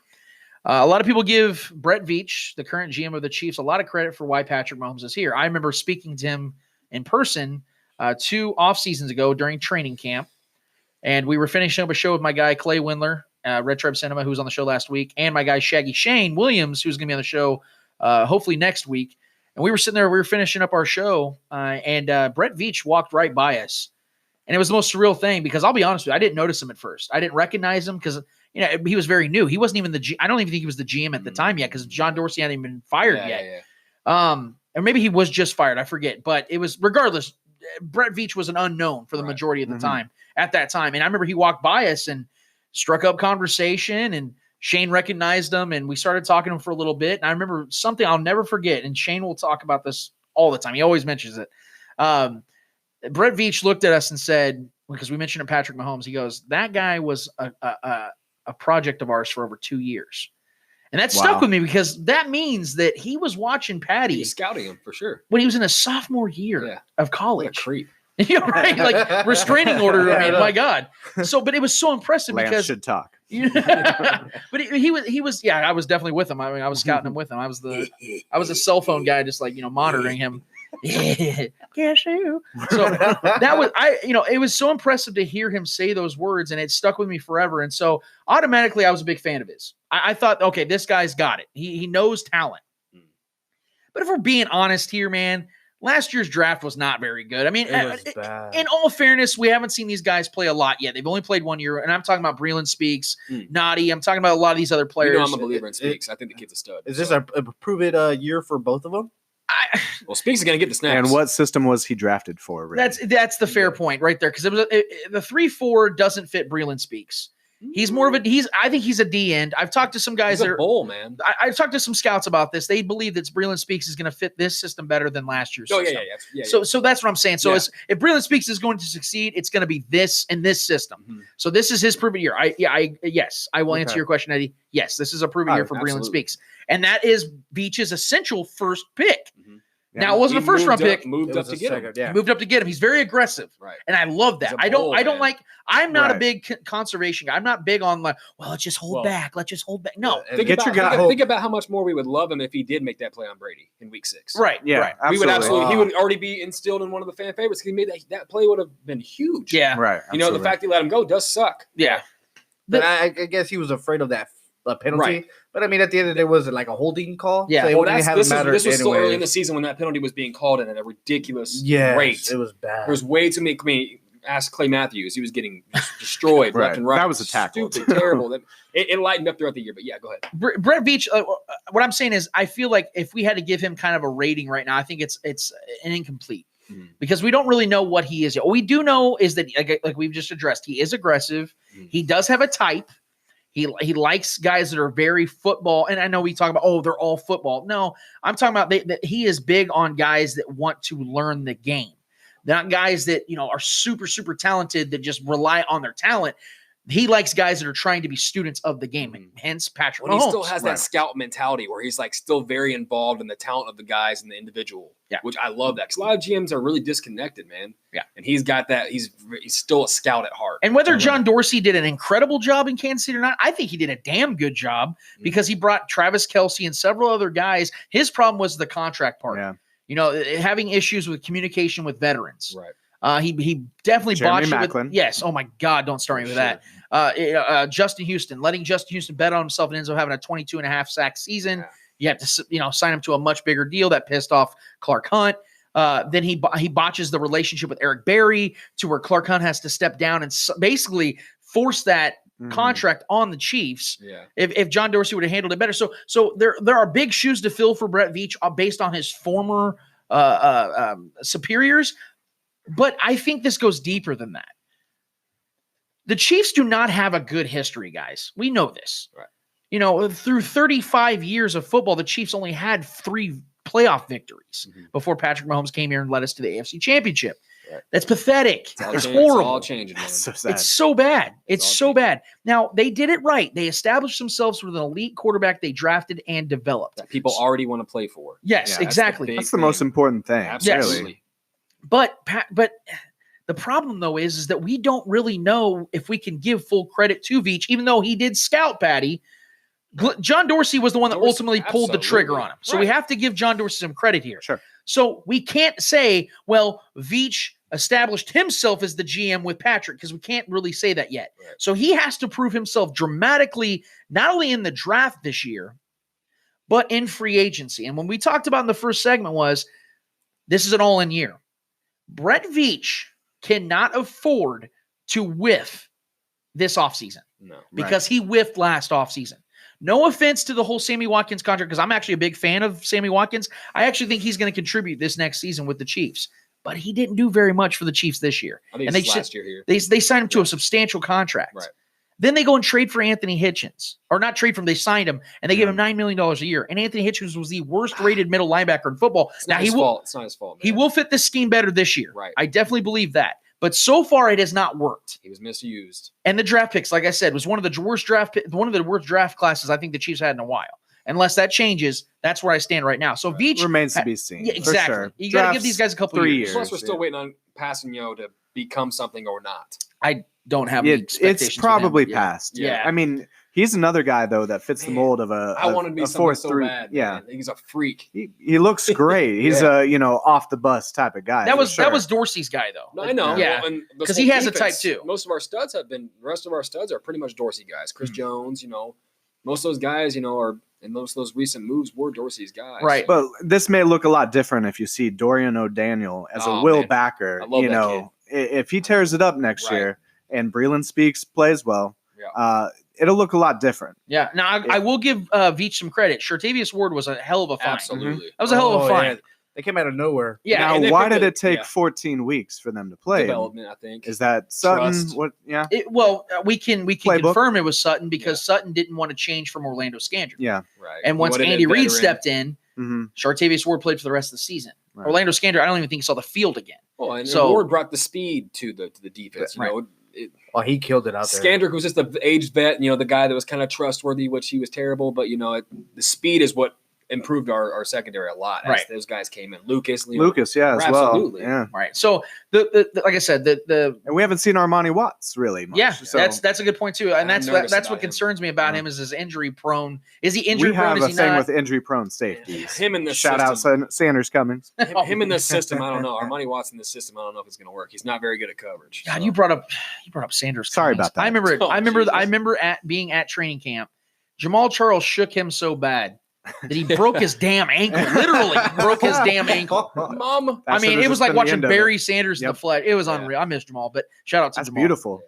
Who's Jamal? That's just No, I'm just kidding. that's just his 2-5, greatness baby. there, right there. Miss you. So I want to ask you guys. I want to go around the table here because although I think most of us are fairly optimistic about Brett Veach, I think we have enough faith in him to give him a legitimate shot that he's going to build this team into the right into the right roster. That's what you have to have. Like we talked about, giving Spags his guys, giving Andy Reid enough. I mean, he's already got tons of firepower on the offensive side, but giving him just a little bit more, especially on the offensive line.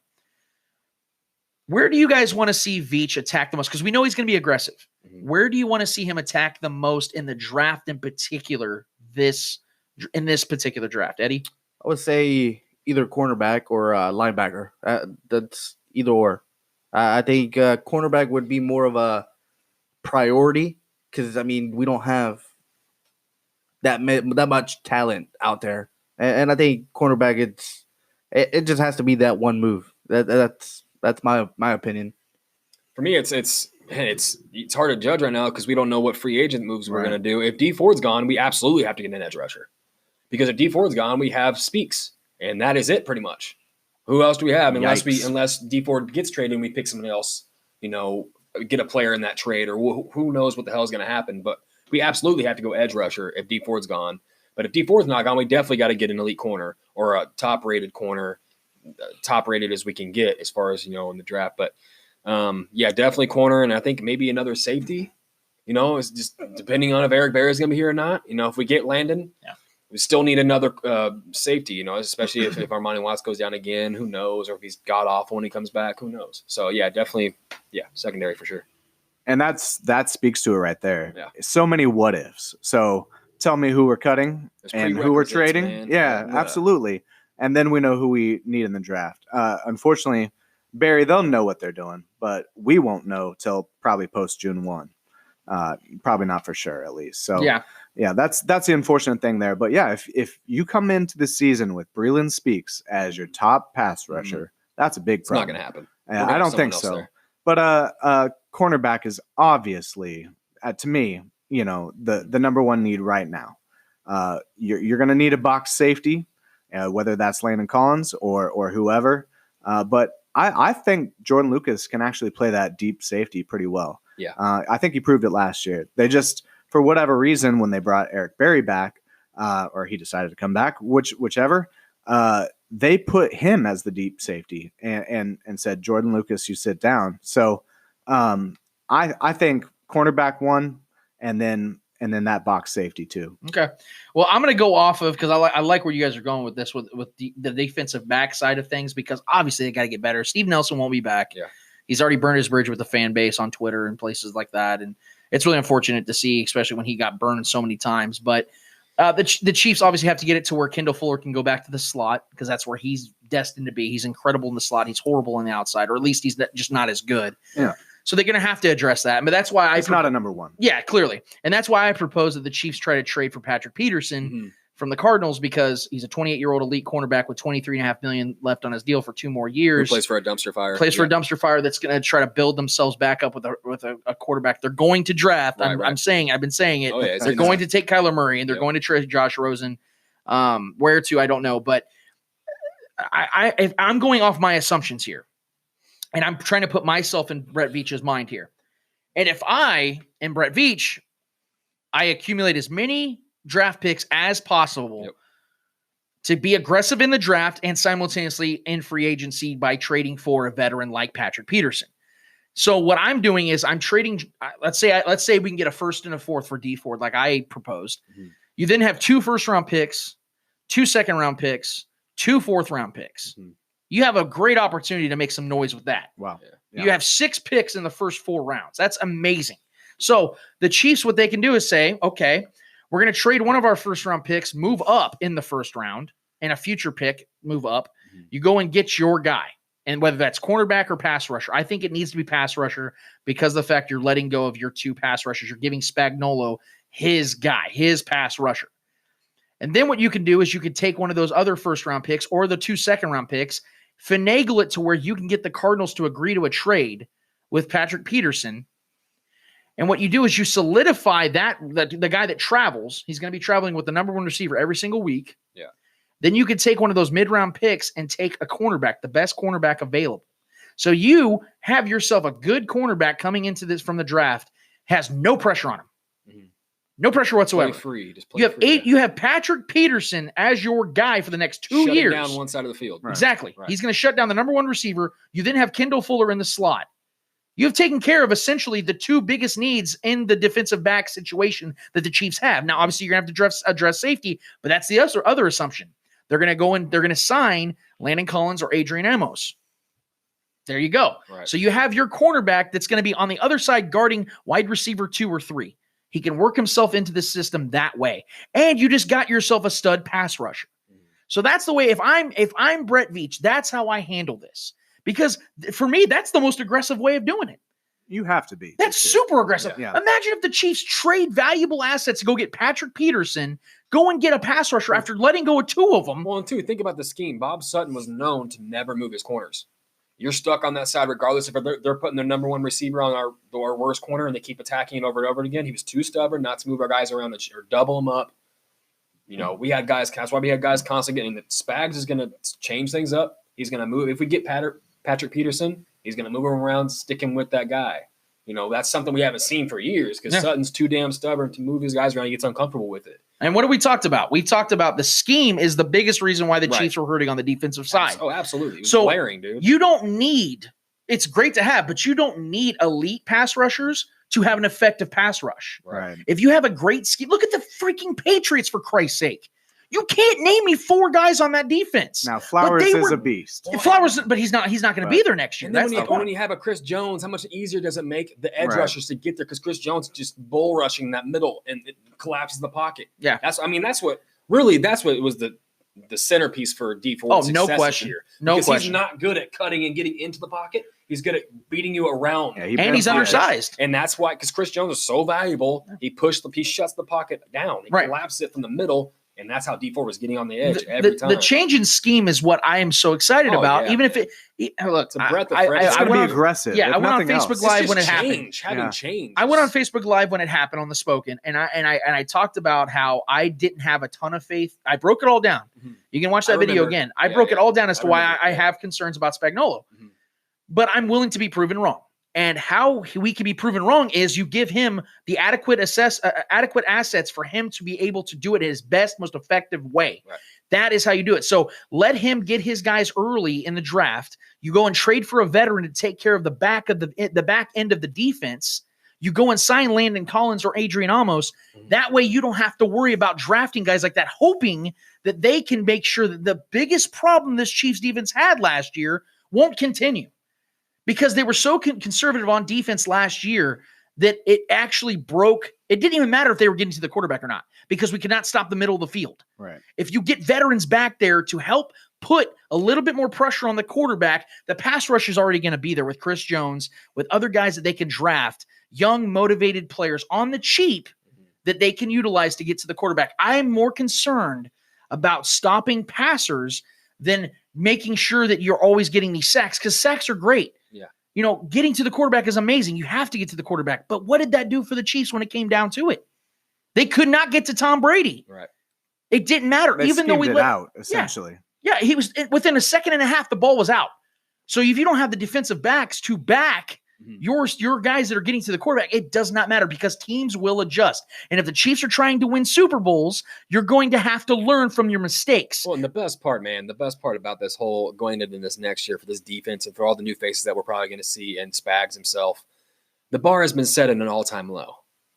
You're coming in and all you need to do is just improve, allow 22, 23 points maybe a game, not 30, 31. If we're allowing, I think it was if the Chiefs allowed 28 points this past season, we would have been undefeated instead of 30 or however much we were averaging, against us, how much we were allowing. The bar has been set at an all-time low for you to come in and just get a little move it, just 28th in the league, maybe 25th, 26th. And their 4 losses in the regular season, the Chiefs gave up over 40 points. Right. The offense scored over 38. That's what I'm saying, man. All we need is that little. Just please be mediocre. That's what I'm asking you to be mediocre. That's all. But as a GM, these next 2 years are the years. Yeah, we may have Mahomes for 12 more years, God willing, sports gods willing. But this window, you never know how long it's open. So I say go all in. Yeah. And you're saying. I think that's what Veach is going to do, man. He's I too hope aggressive. So. Yeah. Yeah, it has to. The math works out because, like I said, if you're going to trade Dee Ford, if you're going to let go of Justin Houston, if you're going to cut Eric Berry, you're opening up all this cap space. Why in the hell would you open up all this cap space in an all-in year and not go and get veterans? Right. And so you get your veteran cornerback, and I hear that this draft is deep with defensive linemen. Mm-hmm. So if you're able to trade Dee Ford, you obviously are cutting Justin Houston. As you say, you can a bit scheme to have a pass rush, at least a little bit. So if you get at least a quality prospect there, you can scheme them into being decent. And you already have Chris Jones. So you're going to have some pass rush. And 2, I think all this defensive talk, I think the thing that continually flies under the radar as far as sports talk and local sports talk for the Chiefs is I'm not counting out us taking a decently high pick on a guard or a left tackle. Because I know Eric Fisher is already going to be he's here for a while, but with he's only got a year left on his contract. That's true. So protecting Patrick Mahomes is obviously the most important thing for this team. Like I said, we can find True pieces. We can find guys to come in and play defense and make tackles and just do their damn job, not be great, but be mediocre, be middle of the pack. Protecting Patrick Mahomes is the most important thing on this team. So I would not. I think people are sleeping on the fact that Veach might be aggressive for the O-line, investing like kind of like what the Cowboys did for Romo. But this was already later in Romo's career until he had that elite O-line. But look how good that O-line was. Look how great they were. Just look at this recent season or this recent past season with Andrew Luck and with Tom Brady. I know Tom Brady gets it out in a split second every damn play, but Andrew Luck was comeback player of the year for a reason because he wasn't getting touched. Least sack quarterback in the league. And that is a successful way to go about things. So protecting our biggest asset in our team is, I think, something that's flying under the radar. What moves we're going to make here. That's a really good point. That you're right. That does fly under the radar because if you listen to any local radio at all, if you listen to any mock draft analyst or you listen to they're not talking about that. Right. So I definitely getting an elite guard. That sure would be a ho hum. On draft we've day, seen though. that. It's not sexy. We've seen that with other teams. We've seen teams, especially with younger quarterbacks, invest in elite O linemen. And it's worked out for them in their favor. So now you got me wanting to do more homework on that because I'm gonna have to look at. It's quite true. And Andy Reid's taken linemen. Well, Andy Reid historically has taken linemen. He's defensive and offensive he's an O-line tackles. coach. Mm-hmm. So, but with our center, what's his name? Morse. Yes, Mitch Morse is probably going to be gone. Yeah, I don't because his contract's up, correct? So. Yeah, he's going to a be gone. concussion away from. Right. He's had 5 concussions. He's Him 26 years old. I know we have young guys that can fill in that spot, but I think there might be a big move in either the draft or maybe a trade that might bring in a legitimate guard into this team. So we'll see. I think we've all agreed, though, regardless of what avenue or what path Brett Veach goes down, he has to be aggressive. Right. And I think he's shown that because, like we talked about in the first segment, we've even heard rumors about Antonio Brown. We've even heard rumors about Le'Veon Bell. Whether that's obviously, I don't think they're going to happen, but it'd be great. I think we're getting one of these. I just don't want to see him in. Hold on. Wait, okay, hold on. Yeah. I thought we were going to end the segment right here, but now we got hot take Trev coming out with just over the Oh man, bro, you just windmill dump that. Okay, between the legs. Let's get me up. Let's get it. Let's hear it. Let's hear it. Chiefs are getting one or the other. Wrong. We're gonna give me. Okay, you can't just leave it there. You got to tell me what. I know the Chiefs are I know Antonio Brown is letting everyone know in the next 24 hours what decision he's going to make. But I know seeing that video with Chris Jones got me hyped, man. I think there's something to it. I really do. So your theory is based on the video? No, not necessarily. I just think some smoke. We've had big names come out and say that the Chiefs are going to be aggressive with a big name offensive player. So. Now you got me all curious. So are you talking they're going to spend money on Le'Veon Bell, or is Le'Veon Bell going to be like, well, let's go win for a year? That's my question. Yeah, because he sat out a year to take a small that's deal. What I'm saying. Like I don't see him sitting he wants out. To win. I do. I don't disagree with that. My point, though, is I don't see him. How sweet would it be for Antonio Brown to come here and prove it and stick it to the Steelers in the AFC? Right. Yeah, and it would be ironic too because the franchise he's owned the most is the Chiefs. And where else can Antonio Brown go to where he can absolutely thrive the most? Antonio Brown, I will entertain the thought of Le'Veon Bell. Indianapolis. I will sail not off into the sunset. I will not entertain Antonio Brown. If you've watched anything he's had during, why is he leaving Pittsburgh? But if he wants guaranteed dollars, the Chiefs are not giving him guaranteed dollars at 31 years old. I don't know, man. Especially with Tyreek Hill. If they didn't have Tyreek Hill, I might entertain it. Or Tyreek Hill and Sammy Watkins. Yeah. I feel like there's going to be. And you're talking contract years. So just go with me on this, Trevor. Yeah. You have a contract that's inevitable with Tyreek Hill. That's going to be the biggest contract that wide receivers ever had. Right. You already have $16 million a year, Sammy Watkins. You're going to go and spend more guaranteed money on Antonio Brown? No way in hell. I want Le'Veon Bell. Okay, so I will entertain that thought. Okay. My problem with this though is he's 27 years old. Mm-hmm. Like Joe just said, just turned 27. Okay, but my point is he plays the running back position, which is you become a dinosaur overnight at the running back position. Right. Furthermore, he just sat out a year, like Joe said. You think he's going to sit out a full year just to go and not make big money? No. You have teams like the Colts and the Jets that have over $100 million in cap space. You're going to tell me he's going to sit out and pass on them. But there hasn't been many reports about people offering him big money. So maybe he's only. The league year hasn't started yet. I'm going to go to a team that I know I can more than likely you win a Super Bowl. Look, that sounds awesome, and I'm not going to sit here and say I will. That's why I'm saying it. But it sounds like something out of a movie. 3 years, 15 mil. Listen, Come on down. How about this? I recently bought these three. I recently bought these 3 L's that we're using for our show from now on out, and they look horrible because they have sparkles on them. But I think if that lovely. happens, I will say this now. If that happens, I will gladly walk my street without a shirt on with all 3 L's, and I'm going to scream at the top of my lung, I'm the biggest idiot, because I do not see that happening, Le'Veon Trevor. Bell, come on down. Mark my words. It's on tape. We'll take a GoFundMe. I actually want to see this move now. Yes. Well, now that I've said that, it's going to happen. I feel like we're the team to watch right now. Veach is the GM to watch. Veach is aggressive. He's playing Madden right now. I was gonna say that's some Madden shit you're talking about, though. Dude. You just set this podcast on fire. These young, fiery GMs are changing the league. Yeah. They're making. We've never in the last couple of seasons. Look how much movement has been going on through the league, dude. How many freaking blockbuster trades and movement? A running back taking a significant pay cut. Dude, it could happen. It could happen. It could happen. Well, if you just believe. That was the hot take of the night. Joe, again, thank you so much for being out here tonight, Thanks so much it for means having a me. lot. Guys, definitely follow him. Commandeer Brand, Facebook, Instagram, Twitter. CommandeerBrand.com. Yes, that's correct. The website. Is the website. Didn't shout that out. Definitely check them out, guys. Give them a follow.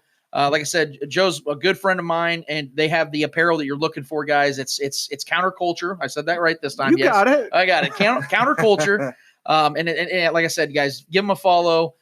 They have the apparel you're looking for, like I said, and he's. I'm sure you're going to be on the show another time. I would love so. to. Can I plug one thing Do real it. quick? Plug away. So this Sunday we're going to come out with a T-shirt.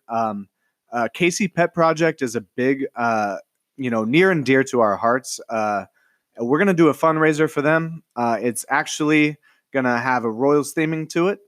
So the pre-order is going to be open on Sunday. So maybe not by the time you're listening to this, but Sunday through Wednesday, that pre-order is going to be open, and that shirt's going to be able to be to you by opening day.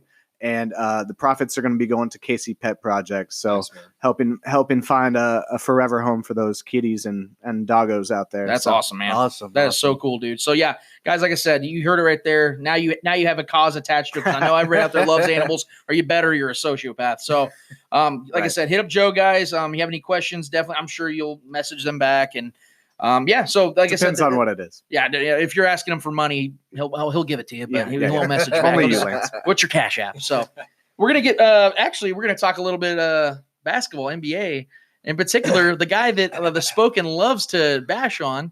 That's LeBron James. So we'll get back to that after this. Casey Hemp Company, your most trusted CBD provider in Kansas City, shipping nationwide. Ancient plant for a new age health. Follow them on Facebook and Instagram at Casey Hemp Co.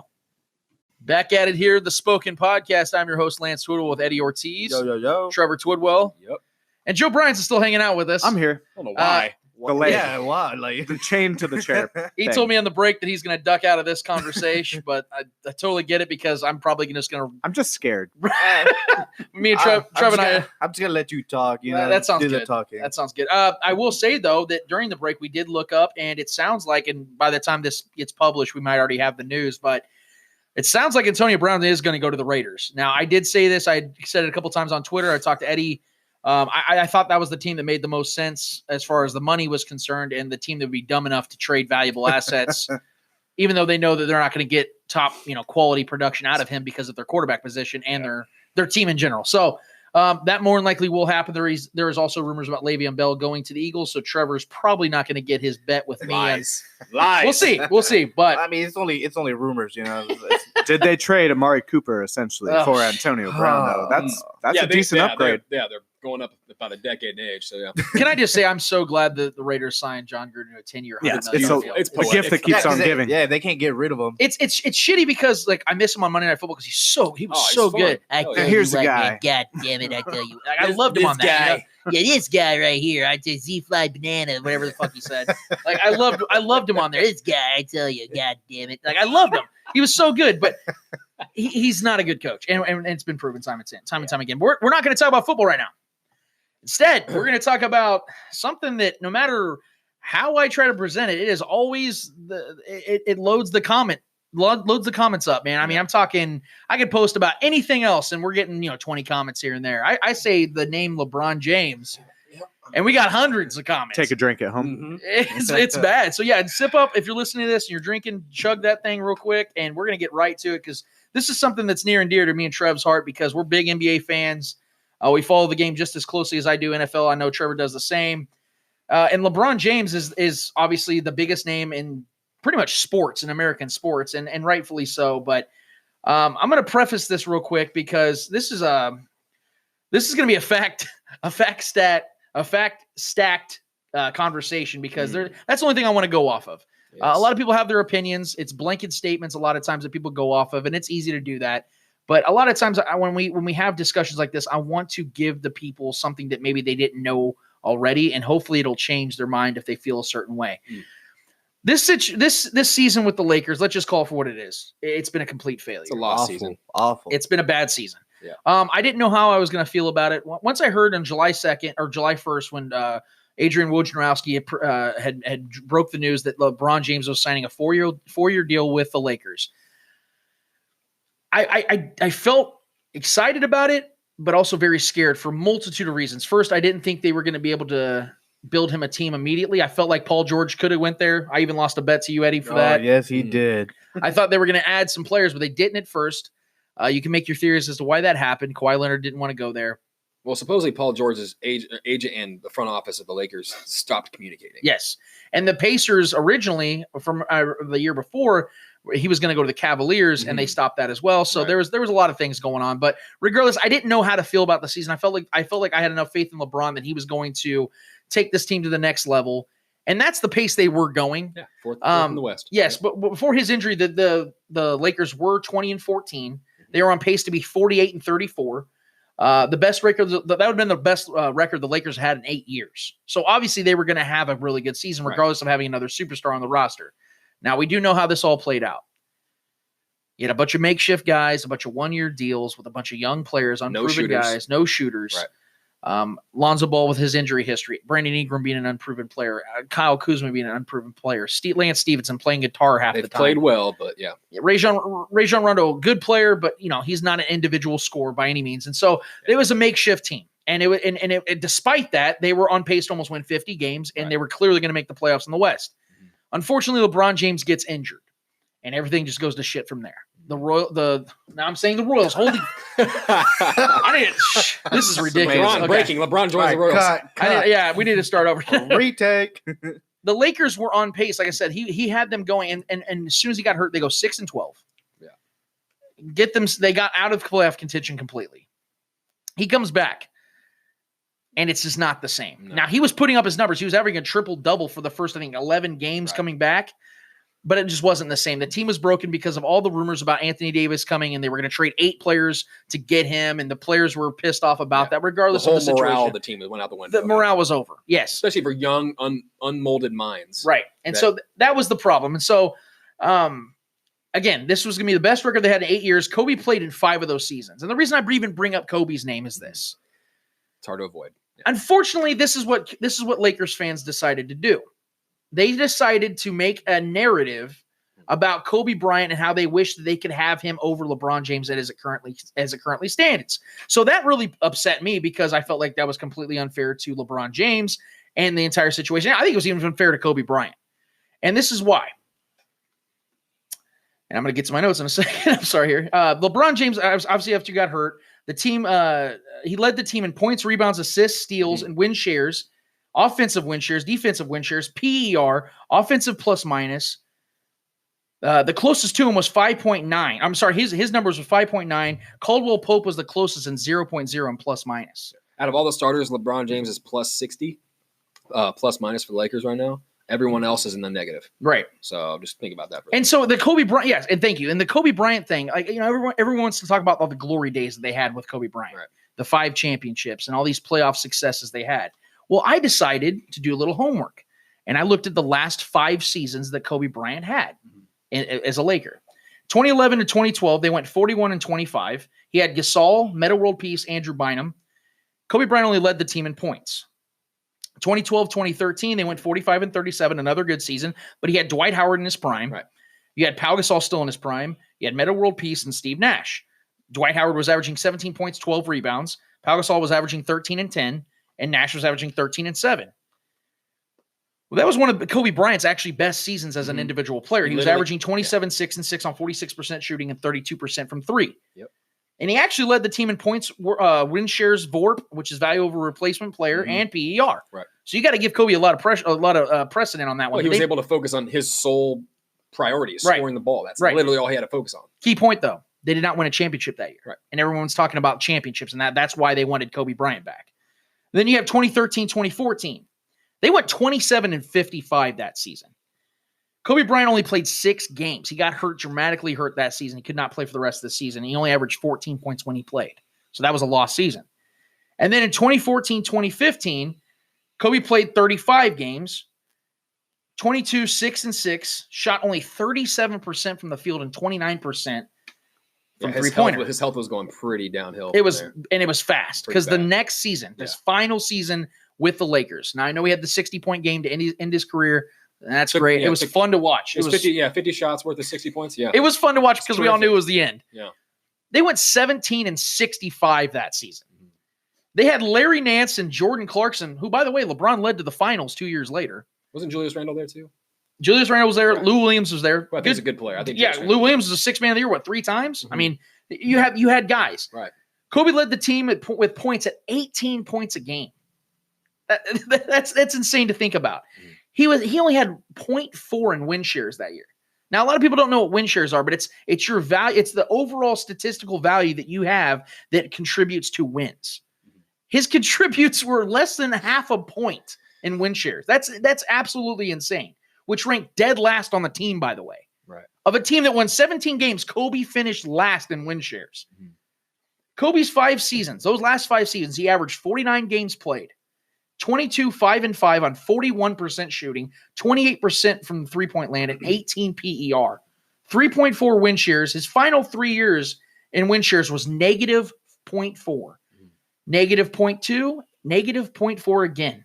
Less than 1 in value over replacement player in his last 3 seasons. His average record during that time, his average team record was 30 and 52 and missed the playoffs in the last 3 seasons. Whereas LeBron's 2018 average, where everybody was crushing him and saying they missed Kobe Bryant, was the best statistical season Kobe Bryant would have ever had in his career at 27, 98, on 51% shooting, 35% from 3, 26 PER, 6.5 points in win shares, and 4 in VORP. LeBron's being booed off the court after passing Michael Jordan in scoring while averaging a stat line that Kobe Bryant has never even achieved. While LeBron, everyone's talking about his defense and how he's been slacking, which he has. There's no question. This is his worst defensive season. What's funny about that, though? Expected, though, man. I looked at these numbers, and again, he's not had a great season defensively. But what's funny to me is who does over 34 years old? Who does? Sorry, man. LeBron is currently 35th in defensive win shares in the NBA. Right. The best Kobe finished in those last 5 seasons, was 42nd. So even as bad as LeBron's been on defense, the final 5 seasons of Kobe's, that would have been his best year defensively. LeBron's current numbers would be 8th in Kobe's best year ever averages would have been his 8th best. Would have been his first best in rebounds, would have been his first best in assists, would have been his first best in field goal percentage, would have been his 4th best in three-point percentage. His PER would have been the 2nd best of his career, and win shares would have been by far it would have been the 2nd best, but after that it would have dropped dramatically. So my point in saying all of this, is this. You want to talk about, and it's a spoiled mentality here. Because when you've won so many championships like the Lakers have, and this fan base has seen so many championships, they forget the value of a player. They forget what a player actually brings to the team. And there were so many Lakers fans that had a preconceived notion when it came to LeBron James that no matter what he did, they would have never given him the due credit. Yeah. Now, this is a failed season, as I had previously addressed. And I'm going to let you get your thoughts off on this one, Trevor. Sure. But it really upsets me when I looked at these numbers, how ungrateful a fan base could be to have the best player in the world be the only consistent factor on the roster, despite having a horrible head coach. I mean, Luke Walton, whatever he is, he's whatever. He's horrible at rotations. He does not know how to use his shooters, the shooters they even have.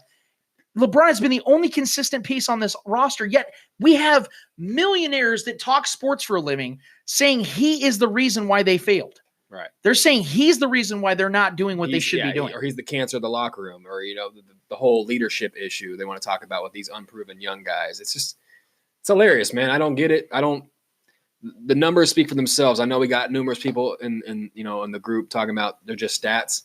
I hate when people talk about they're just stats. Because wins are more important than stats. Stats are what the game consists of. That's literally how you dissect the game. What you bring to the table is what is on your box score. And LeBron is bringing a average line that Kobe never averaged, that Magic never averaged, that I don't think anyone outside of Kareem for the Lakers ever averaged a stat line that good. And we're talking about year 16, right? And the decline of LeBron's career. And he's playing with a bunch of these unproven guys, and they're expecting what were they really expecting LeBron to come here and all of a sudden there's some juggernaut in the West? LeBron's numbers have been consistent. This is what people talk about. Oh, he's in the West now. This is why he's it's much tougher for him now. His look at his numbers. Look at his track record throughout his entire career, every year, season by season. His numbers have remained the same. His production has remained the same. Defensively, obviously, has declined. He's 34 years, going on 35 years old. Name me a player that got better or stayed the same defensively and played at that rate on both sides of the floor every night. It does not happen.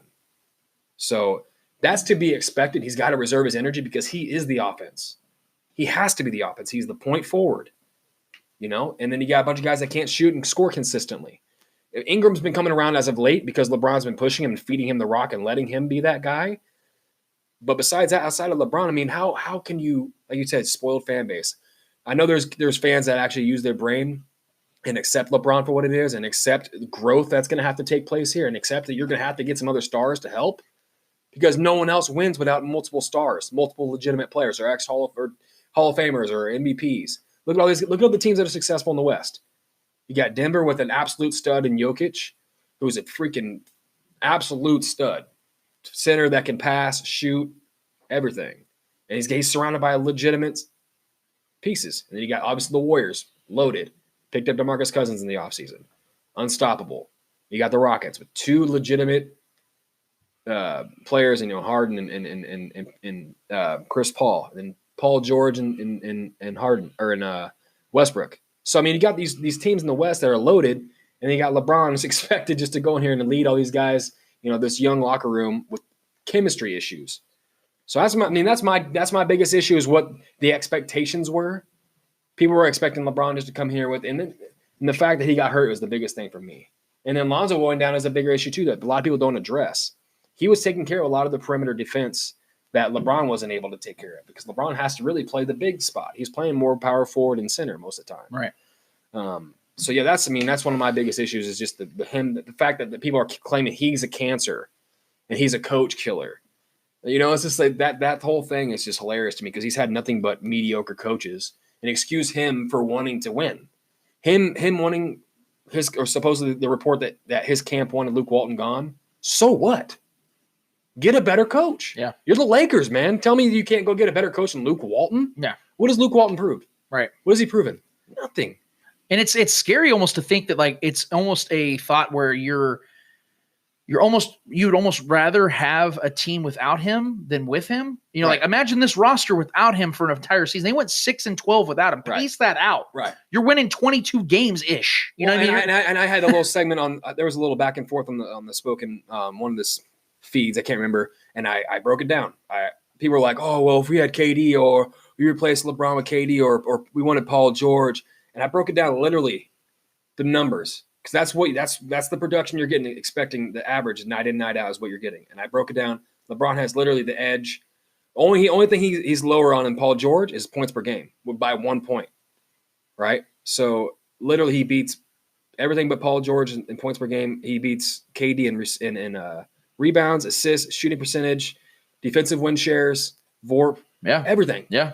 So you're really going to tell me you replace those LeBron with lesser numbers? Right. You're expecting a better win-loss record? I don't understand. I mean, I know he got injured, but still, it doesn't make any sense. People are we're constantly hearing emotional responses not backed by anything of substance. That's my biggest problem. Give me something that actually makes sense in a rebuttal to what he actually brings, and then I'll have to change my mind based on new information. And then the news that came out this week, rather the game against the Nuggets, they got pounded obviously, but LeBron went to 4th place in scoring over Michael Jordan. He passed Michael Jordan over an all-time scoring while getting booed by his own fans.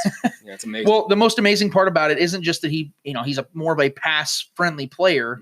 He's the only player to be in the top 5 or top 10, let alone in top points. 5 assists. Yeah, top 5, not top 10 in points and assists. The only player to ever do that. Right. But he did it on 1,251 fewer shots than Michael did. Right.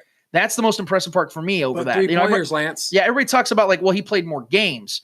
Games don't matter when you're talking about the amount of shots you take, because I could play 100 games and take 5 shots, or I could play 5 games and take 100 shots. Right. The amount of shots are what matter when it comes to efficient scoring, not games. And he's shooting at a higher percentage too, which is more efficient. So now that he's done this, he's now past Michael. And I have the actual post up because I posted as soon as the actual play happened when he scored the point. I was waiting for it because I was going in all night. I was ready for it to happen, and I'll pull this up for you real quick. But now that he has actually passed Michael in scoring, what he's also passed him in is regular season points, regular season assists, blocks, field goals, 3-point percentage, VORP, win shares, triple doubles, double doubles, field goals made, 3-pointers made, regular season game winning, game tying field goals, playoff points on 120 fewer shots, by the way. Playoff rebounds, playoff assists, playoff blocks, playoff steals, playoff field goal percentage, playoff 3-point percentage, playoff VORP, playoff win shares, playoff triple doubles, playoff double doubles, playoff game-winning field goals, playoff game-winning field goal percentage. Finals points, finals rebounds, finals blocks, finals steals, finals field goals made, finals 3-pointers made, finals 3-point percentage made, finals triple doubles, 8-0, by the way, finals double doubles. I'm sorry, guys. I know everyone has their notion, everyone has their beliefs, their consensus that no matter what happens, they're going to, like we talked about, their cognitive biases. Yep. Their field goal posts are going to continue to move. Yep. They're going to continually pass them. I remember all the time, well, LeBron's got to win a championship to even be in discussion. He goes and wins 3. Oh, well, he's 3-6. You know who's the logo of the NBA? Right. Jerry West, who went 1-9. Yep. And when he won his championship, he wasn't even the best player on his team. He went 1-9, and the dude's the logo of the league. We talk about championships. Who's got the most championships of all time? Bill Russell with 11. Right. Why didn't MJ have to win 11 in order to be greater than him? It's a convenient narrative that we have here because if we're going off rings alone, Michael Jordan is 9th all time as far as players are concerned. Actually 10th. 10th all time. He's tied for 9th. So he's the 10th greatest player of all time. That sounds illogical, doesn't it? We got to look at competition. Michael Jordan never faced a dynasty in the playoffs. Or I'm sorry, in the finals. Faced one team twice. It was the Jazz, who had Greg Ostertag, Antoine Carr, and Adam Keefe in their starting lineup. Those guys sound like winners, don't they? Let's go there. Hornacek. Yeah, average 12 points per game in his career. He wouldn't even be in today's league. Right. That's the problem, man. People want to talk about the 90s being such a dominant era. It's the stigma of the 90s. It's the physicality of the 90s, and I get it. I grew up in the 90s. I grew up watching that same era. I loved it. It was fun. There is no comparison to the talent and the overall skill set of today's league compared to it's put Steph Curry in the 90s shooting 30, 35 footers. No one would know what to do. Right. That's the stuff that LeBron has to deal with in the finals. Going up against not just that, and they have to worry about KD. Yeah, LeBron has faced dynasties in the playoffs. You got to remember his first. See, everyone talks about finals records, which is hilarious. It's always been funny to me. Right. It's context. Because his first finals appearance was at 22 years old, leading a team you can't name me as starting 5. Right. Out of the East, right? They go against the Spurs dynasty in the prime of their dynasty in 2007. Tim Duncan was 30 years old. Went on to play another almost 10 years. And then faced him again, when they added the guy, Kawhi Leonard. And so he goes 0-1 to start his career. Is that really an indictment against him when it comes to legacy? Right. He goes and plays in Miami. I will put this against him. He did not play his best in that. But here's the funny part about it. If we're going to use that as his ultimate low as a career, as a player, we're going to use that. Think about that for a second. His low was in the finals. Right. Whereas Michael Jordan got swept in the first round twice in a row. Went 1-9 in the first round until Scottie and Phil got there. Yeah. Oh, and then people that talk shit on LeBron for losing to that Dallas team, which they should have beat that. I mean, even though Dirk was at an absolute peak, untouchable. The dude would not miss the entire playoffs. He was amazing all year. That team was just built with veterans that were willing to win. Yeah. Great shooters on that team. And that's what I'm saying. Like, put Michael Jordan on these Cavaliers teams. Because for me, I'm not even trying to make a debate here. There is no more debate. LeBron, to me, is the greatest player that's ever played this game based upon what I just told you and the fact that he's won championships he should not have won. 2016, they're down 3-1 against the Golden State Warriors team that just won 79 or 73 games. They went 73-9. LeBron, they don't only come back. He leads the entire series, not just his team. Yeah. He leads both teams in points, rebounds, assists, blocks, and steals. Against that dynasty. Against a dynasty who just won the most games in regular season history. Right. That is the most unprecedented performance we have ever seen. Yes, Kyrie did hit the game-winning shot. We've talked about this a lot of times, Eddie. Well, he needs to hit the shot. The shot doesn't matter if LeBron doesn't make the block against Andre Iguodala. And then seals it with the free throw that puts him up by 4, not 3. Exactly. So there's context to everything. Right. No championship is created equally. Right. For me, his 3 championships were far harder earned than any of Michael's 6. His 1 against Golden State should count as 2. Exactly. I mean, you think about it, man. Leading that 07 team to the finals should count as a championship. Right. Going 6 games in 2015 against the Warriors with fucking Matthew Dellavedova and Timofey Moskov as your 2 best players. Exactly. Like I was saying, though, about the Dallas series, the one real black mark on his record, his resume. It's hilarious when I have these Kobe fans, these diehard Laker fans that always talk about LeBron losing in that finals. When a series before that, the second round of the playoffs, that Dallas Mavericks team swept Kobe Bryant. Yeah. So, how in the same breath can you dog LeBron for losing that series? The champions, the defending champion Lakers, then beat the Spurs the next round in 5 games. Right, but they got swept by the team that they're talking trash on LeBron by him losing. I get it. LeBron had D Wade, whose knees were really starting to fall off at that point. The logic there is just so inconsistent and unfair. And it's been since the beginning of his career he's been under a microscope. So the pressure for him, the microscope that he's lived under since day one, I mean, the fact that he's surpassed all the expectations, whether he's going to be a champion, he's got 3 rings. So he's not just a champion, he's a multiple champion. It's amazing, man, that still to this day he has to try to prove himself to these people. For what? He's the king of the league. Why does he need to be the king of LA? That doesn't make any sense to me, man. Yeah, well, one of my favorite stats about it when it comes to the quote-unquote comparison between the two is the fact that in his 9 finals appearances, he's faced 29 Hall of Famers in the finals. Right. Michael in his 6 has faced 9. Well, LeBron played more future Hall of Famers in 1 series against that Warriors team than Michael played in his entire playoff. That's my point, guys. It's not that – look, it's not that Michael isn't great because Trevor and I can vouch for you, and I'll vouch for myself here. I know that doesn't make sense. We grew up worshiping Michael Jordan. Absolutely. Like, I always feel like you have to take a stand. Like, oh, you either love one and you hate the other. No. I grew up worshiping the man. I still love him as a player. And because there was no social media back then, these guys were more mythical back then because you didn't know them at more of a personal level. You didn't see the inside of their life. You didn't see their families. I can only imagine what it would have been like, man. Right. That aside, the fact that if we knew who he really was back in the day, and I want to address this before we go because I posted this and I got a lot of backlash. I even had friends that unfriended me technically. Save the chest. This is what really, really set me off about the whole Michael Jordan retiring the first time. Because of the fact that it's simply not true. Everyone wanted to say that it's because of his father's death that he retired in 1993 after they won their 3rd title. Everybody said, well, he needs to get away from it. Go read the LA Times article on October 6th of 1993 when he made his press conference about retirement. He said, everyone wants to know if this is about my father. Mm-hmm. I was already leaning this direction. All my father's death did was remind me how life is so short.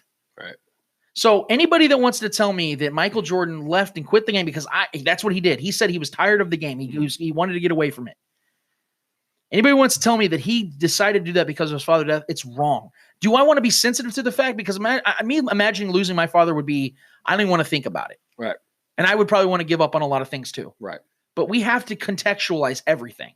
So when we talk about quitting on the game, we got guys that are taking snippets, 15 to 20-second snippets of LeBron giving up on a drive, on a possession. But they want to call Michael Jordan the most competitive killer instinct guy around, but yet he quit on the game multiple times. Right. And then the thing to add to what you just said right now about when he first left, and he just so happened to be under investigation. Yeah. For gambling reasons. I mean, just so happened. when he left the game. You know, I know the bad timing with his father's death, and I'm sensitive to that for sure. Yes. But the underlying whole thing was him being investigated by the NBA and law enforcement for gambling. Yeah. They were possibly throwing games. There was hints to him throwing games and him having ties with referees and things like that. Nothing was ever proven, so I'm not making that as a statement. But is that a coincidence? I don't think so, man. I think he was getting forced out of the league. I really, truly believe that. I don't think he wanted to quit to go play baseball. I don't think that. I think that was the main. Well, he shouldn't have played baseball because that wasn't really called playing baseball. Absolute trash. But I'm just saying, yeah. No, and despite using all this incriminating evidence against Michael, and it Just almost imagine if that was Braun. I'm saying, just imagine if LeBron was getting investigated by the league. Right. I mean, my God, yeah. Imagine what social media would do. Despite all this that we're saying, like I said, we worship Michael growing up. I had his jerseys. The 11s are still my favorite shoe. They're still my favorite shoe. I love his. I don't even like LeBron shoes, to be honest. I'm not a fan of theirs, but I loved Michael Jordan growing up. Space Jam was one of my favorite movies, even though it was a completely stupid movie. But I loved it. I loved him. Now you've crossed the line. I'm sorry. I had to say it. I had to say it. Era movie, man. Yeah. But despite all that, I was okay with the fact that when I was about 16 years old and LeBron came to the league, and I started to watch this guy play his career out, I realized this guy's just better at basketball. And his career has shown that. Championships are not what makes a great player great. It's context. How convenient Not is it? everyone has the situation that MJ had. Yes, Michael didn't inherit a great situation, but a great situation came to him in Chicago. That's why he didn't have to leave. Kobe didn't have to leave the Lakers because he was traded to them originally and inherited a great organization. That was a great organization. LeBron went to the Cavaliers. Right. That was literally the worst team in basketball at the time. And when he's left, they end up going back to that. Right. The value is irreplaceable. He has shown that he is the reason why any of those teams have had success throughout the time they've had. Because when we left the Miami Heat, they haven't even been a playoff contender. Right. They've made the playoffs, I think one time got swept. That's the point. His value is irreplaceable. He's the greatest player I've ever seen in my life. And I'll stick with that. I saw both of these guys play, and he's the better player. And that's where we'll leave it. Yeah. So in that, we got a little off our chest. Put your shirt back on. Now I can put my shirt back on and my pants. Quite frankly, they fell off. So Trevor's holding 2 flaming machetes. I don't even know where this came from. When we come back, I'm going to give Eddie the floor. Where he's going to give us some topics of what we missed in the sports world, and we're going to go to our favorite segment of the night. Hold this L. We'll be back to that after this. Casey Hardgoods is the brainchild of local Kansas City degenerate Scott Reinerson. Born from a passion of old materials and custom designs, specializing in reclaimed wood, burned art and signs, and upcycled leather wallets and accessories. Follow Casey Hardgoods on Facebook, Instagram, and Twitter. We are back on the Spoken Podcast. This is the final segment. This is the longest episode we've had to this point, and it's fitting. The first month, gets wrapped up, and this is the one where we just go off. So thank you for staying tuned on this. Me. Yeah, well, we're going to blame you a little bit because you talked Royals. So, we had a lot to talk about on that one. So. This is, like I said, guys, this is something we wanted to try. It's a little new. Eddie is a big time soccer fan. That's an understatement. The guy knows the game really well. And I was like, we talked about it earlier today. I was like, dude, we need to give you a little bit of an opportunity to talk more about that because there are soccer fans out there. And also, quite frankly, man, there's things in the sports world that we don't get to touch on. Yeah. So I wanted to take this segment. We're going to do this every week now. Just kind of talk about the things that fell through the cracks, man. So give us a little bit of what you've been finding out today, in particular with the soccer world. Eddie, if you got anything else, hit it up, man. All right, there's 2 breaking news today. One is obviously with Chelsea. I gave them the L about 2 weeks ago, and it's just kind of like pretty much confirming what was announced about 2 weeks ago. So FIFA has officially banned Chelsea from signing any new players for a whole year, starting 2019-2020 season. So they cannot sign. There's 2 transfer windows per year, so they cannot sign in that whole soccer season. Chelsea obviously has made an appeal about this decision, and obviously FIFA rejected it. They were like, "Yeah, we're not even gonna try to suspend it until the appeal process is complete," and all that nonsense. So Chelsea, with that being said, Chelsea feels like they're being mistreated by FIFA. So I'm going to read some article here from what's a statement from Chelsea. It says, so far the club is aware, in all previous cases where a registration ban has been imposed by FIFA, A decision has also been made to suspend the sanction until the appeal process has been completed. In this case, Chelsea considers that it is being treated inconsistently in comparison with other European clubs. With that being said, this ban was given to 3 major European teams from Spain, Real Madrid, Barcelona included. Now, when they got their ban gets suspended for a transfer window, and these teams were able to go out and sign any player they wanted for this transfer window to prepare for the ban. So Chelsea's kind of using that in their advantage of saying, hey, why are you telling me no when obviously you let these other 2 big teams sign in the transfer window? Why don't you let me sign my players and then I'll do the ban? You know, why am I being mistreated, like I said? So there's a whole thing going on. They're going to go to now they're going to go with the Switzerland law, because that's where FIFA is based out of. So now this whole thing is going to go to court, and it's just going to be a mess. And I mean, news are more to come. And I mean, that's just one of the news I have. The other one, kind of like the same thing, but with another major English team. This is Manchester City. So I don't know what the English teams are doing this season, but that's what they are.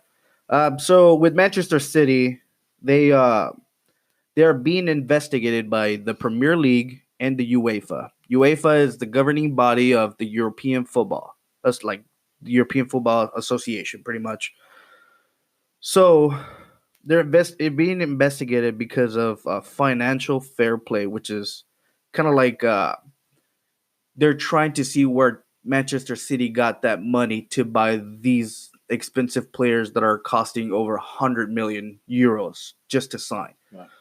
So what the UEFA and Premier League are doing is going into Manchester City and saying, "Hey, I need all this paperwork ready, and I want to investigate and see how you're able to sign these players with like your record showing that your income is not sufficient enough for you to have enough money to buy this player. So I want the proof as to where you're getting this money." So there's also more news to come on that, and I just wanted to touch a little bit on that. I mean, it's breaking news in the soccer world. It's big news. Yeah, like from 2 major clubs sure in Europe.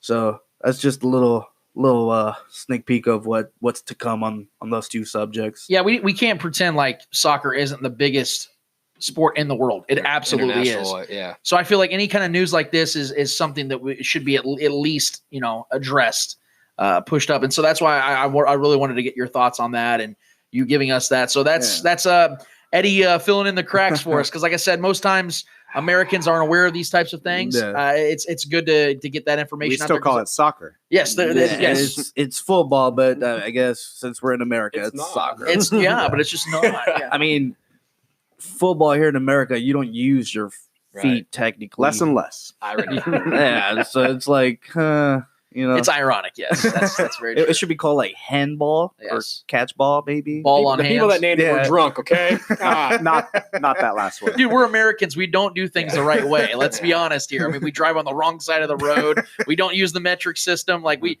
don't do things change. right here. Yeah, we're odd people. We're odd people, man. So yeah, viva la USA. So.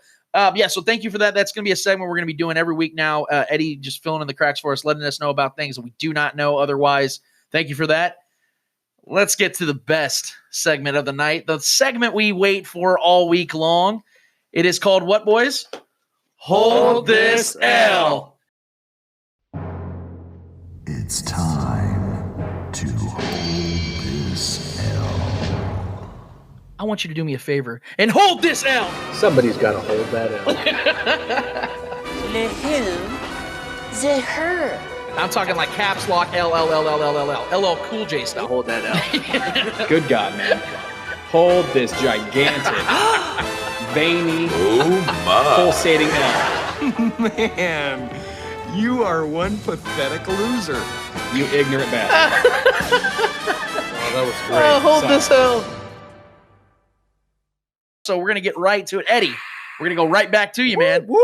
Who is holding this L for you this week? Man, since I already talked about soccer, I'm gonna take it back to soccer or football, like everybody else. You made your point, Eddie. I'm gonna give my L to Real Madrid. Why am I giving them the L? Because they lost 3 major tournaments in 1 week. Whew.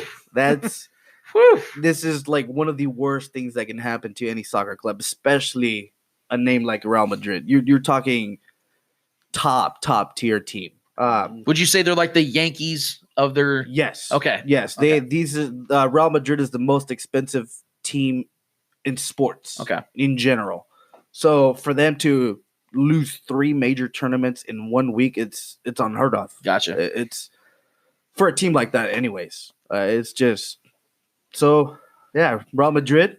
Hold this L. There you go, Trevor. Who's holding the L this week? Mine is transitioning to real football. Real football. Yeah. So and he's gonna flip this table, bro, real quick. He did not just talk all that just for you to disrespect him like that. Damn. You mean handball? Yes. No. My L is going to be held this week by the Washington Redskins and the Denver Broncos. 2 teams that have accepted mediocrity. I believe that they are the new old Chiefs. There we go. I was going to say, doesn't it feel good to say we're not that team It anymore? feels amazing. It feels great, doesn't it? I was waiting for that to come off my lips. I wanted this. I feel lighter now. So yeah. Man, Joe Flacco. I mean, really? That's who we're gonna be facing this year, man. I'm stoked on that. I'm not scared. I'm not pissed about that, guys. I'll be honest with you. No. Yeah. That's definitely it's definitely a good L to be held for yes, us. Yes. So as far hold as that high. Yes, definitely. And then Case Keenum going to Washington to replace Alex Smith, his doppelganger, as far as gameplay goes. Yeah, I mean, no hate on Alex Smith or Case Keenum. They're both, usable quarterbacks. But yeah, they both need to hold this up. Both those organizations need to hold these big, fat, juicy, veiny L's. And so Washington and Denver, hold this L. Oh, fuck up. Now, Mr. Joe, who I'm glad you're participating in this because I feel like the more L's, the merrier. So go ahead. I agree. I feel like you're relieved here because I think you were worried that we were all going to share. And I was very worried Trevor was going to take mine, Okay. Especially when he said football. Yes. Now, this next one, I think they would love to have some mediocrity. Now, we're going to talk about the Buffalo Bills here. Woo! Okay, so these Bills, they traded a top 10 pick to the Chiefs so that they could take Patrick Mahomes. Now, that's a couple years ago. But last night, they thought that they had Antonio Brown and they were going to be relevant and their young quarterback was going to have a nice new weapon. Super Bowl. Oh, whoops. Super Bowl. So Maybe close. playoffs. Yeah. So maybe future Toronto Bills. It's got to be rough up there. What else do you say about that? That's a tough day. Yeah. So Buffalo Bills, hold this L. He said, "Psych." Well, say it, man. Say it to me, baby. Say it. Nobody likes a liar. I would think so. Yeah. Nobody likes a liar. I'm intrigued. Unless they're compliments. True. Touche on that. In the sports world, no one likes a liar. Let's just say that. Especially people that report false news. Oh, Fake news? Fake news. I know what Someone this is called going. fake news. Earlier this week, there was a report that the Chiefs were going to be letting Justin Houston go. We're going to be. They are, did. as in like that was happening that did. moment. I was bamboozled. And there were a ton of Chiefs fans and people. I mean, it was being reported on Fox Sports Radio. It was on ESPN. It was NBC Sports. People were reporting it left and right that entire day. And I had very good friends that I trust, that I care about, that are in the sports coverage world that were believing it. They were posting about it, and that was really upsetting me because of one small problem. And usually it's you always hear that story, go to the source, right? Well, there are people out there that bust their ass every single day in the news breaking world for sports. And those guys go by the name of Adam Schefter, Ian Rappaport, Therese Paylor. Those are the 3 guys I always go to when it comes to breaking news in the world of sports, particularly in football, but you get the point. I didn't mention one name, and that name is Matt Verderam. And the reason I get so upset about this is because this guy has tried so hard to make a name for himself by making shit up. And that is what happened in this situation. I don't mean to get too personal because I don't even know the guy. But quit making shit up, man. Quit making shit up. Justin Houston is going to be off this team. Mm-hmm. I could have made that post. I could have put that tweet out there, and it would have had the same validity. I can make a post, and I did actually to troll. I said, hey, guys, per source, Patrick Mahomes is going to get an extension in 2020. Are you that source? Apparently. Because I can make projections. I can make predictions of things we all know. And it makes no more sense than anyone else making the post. So until you hear it from people that actually have sources, actually are well connected with these franchises, don't believe the bullshit. Yeah. So Matt Verderame, hold this out. God bless you, bruh. That's our favorite segment. It's all in Lightheart. Love everybody, but quit lying, man. So that is our show for the night.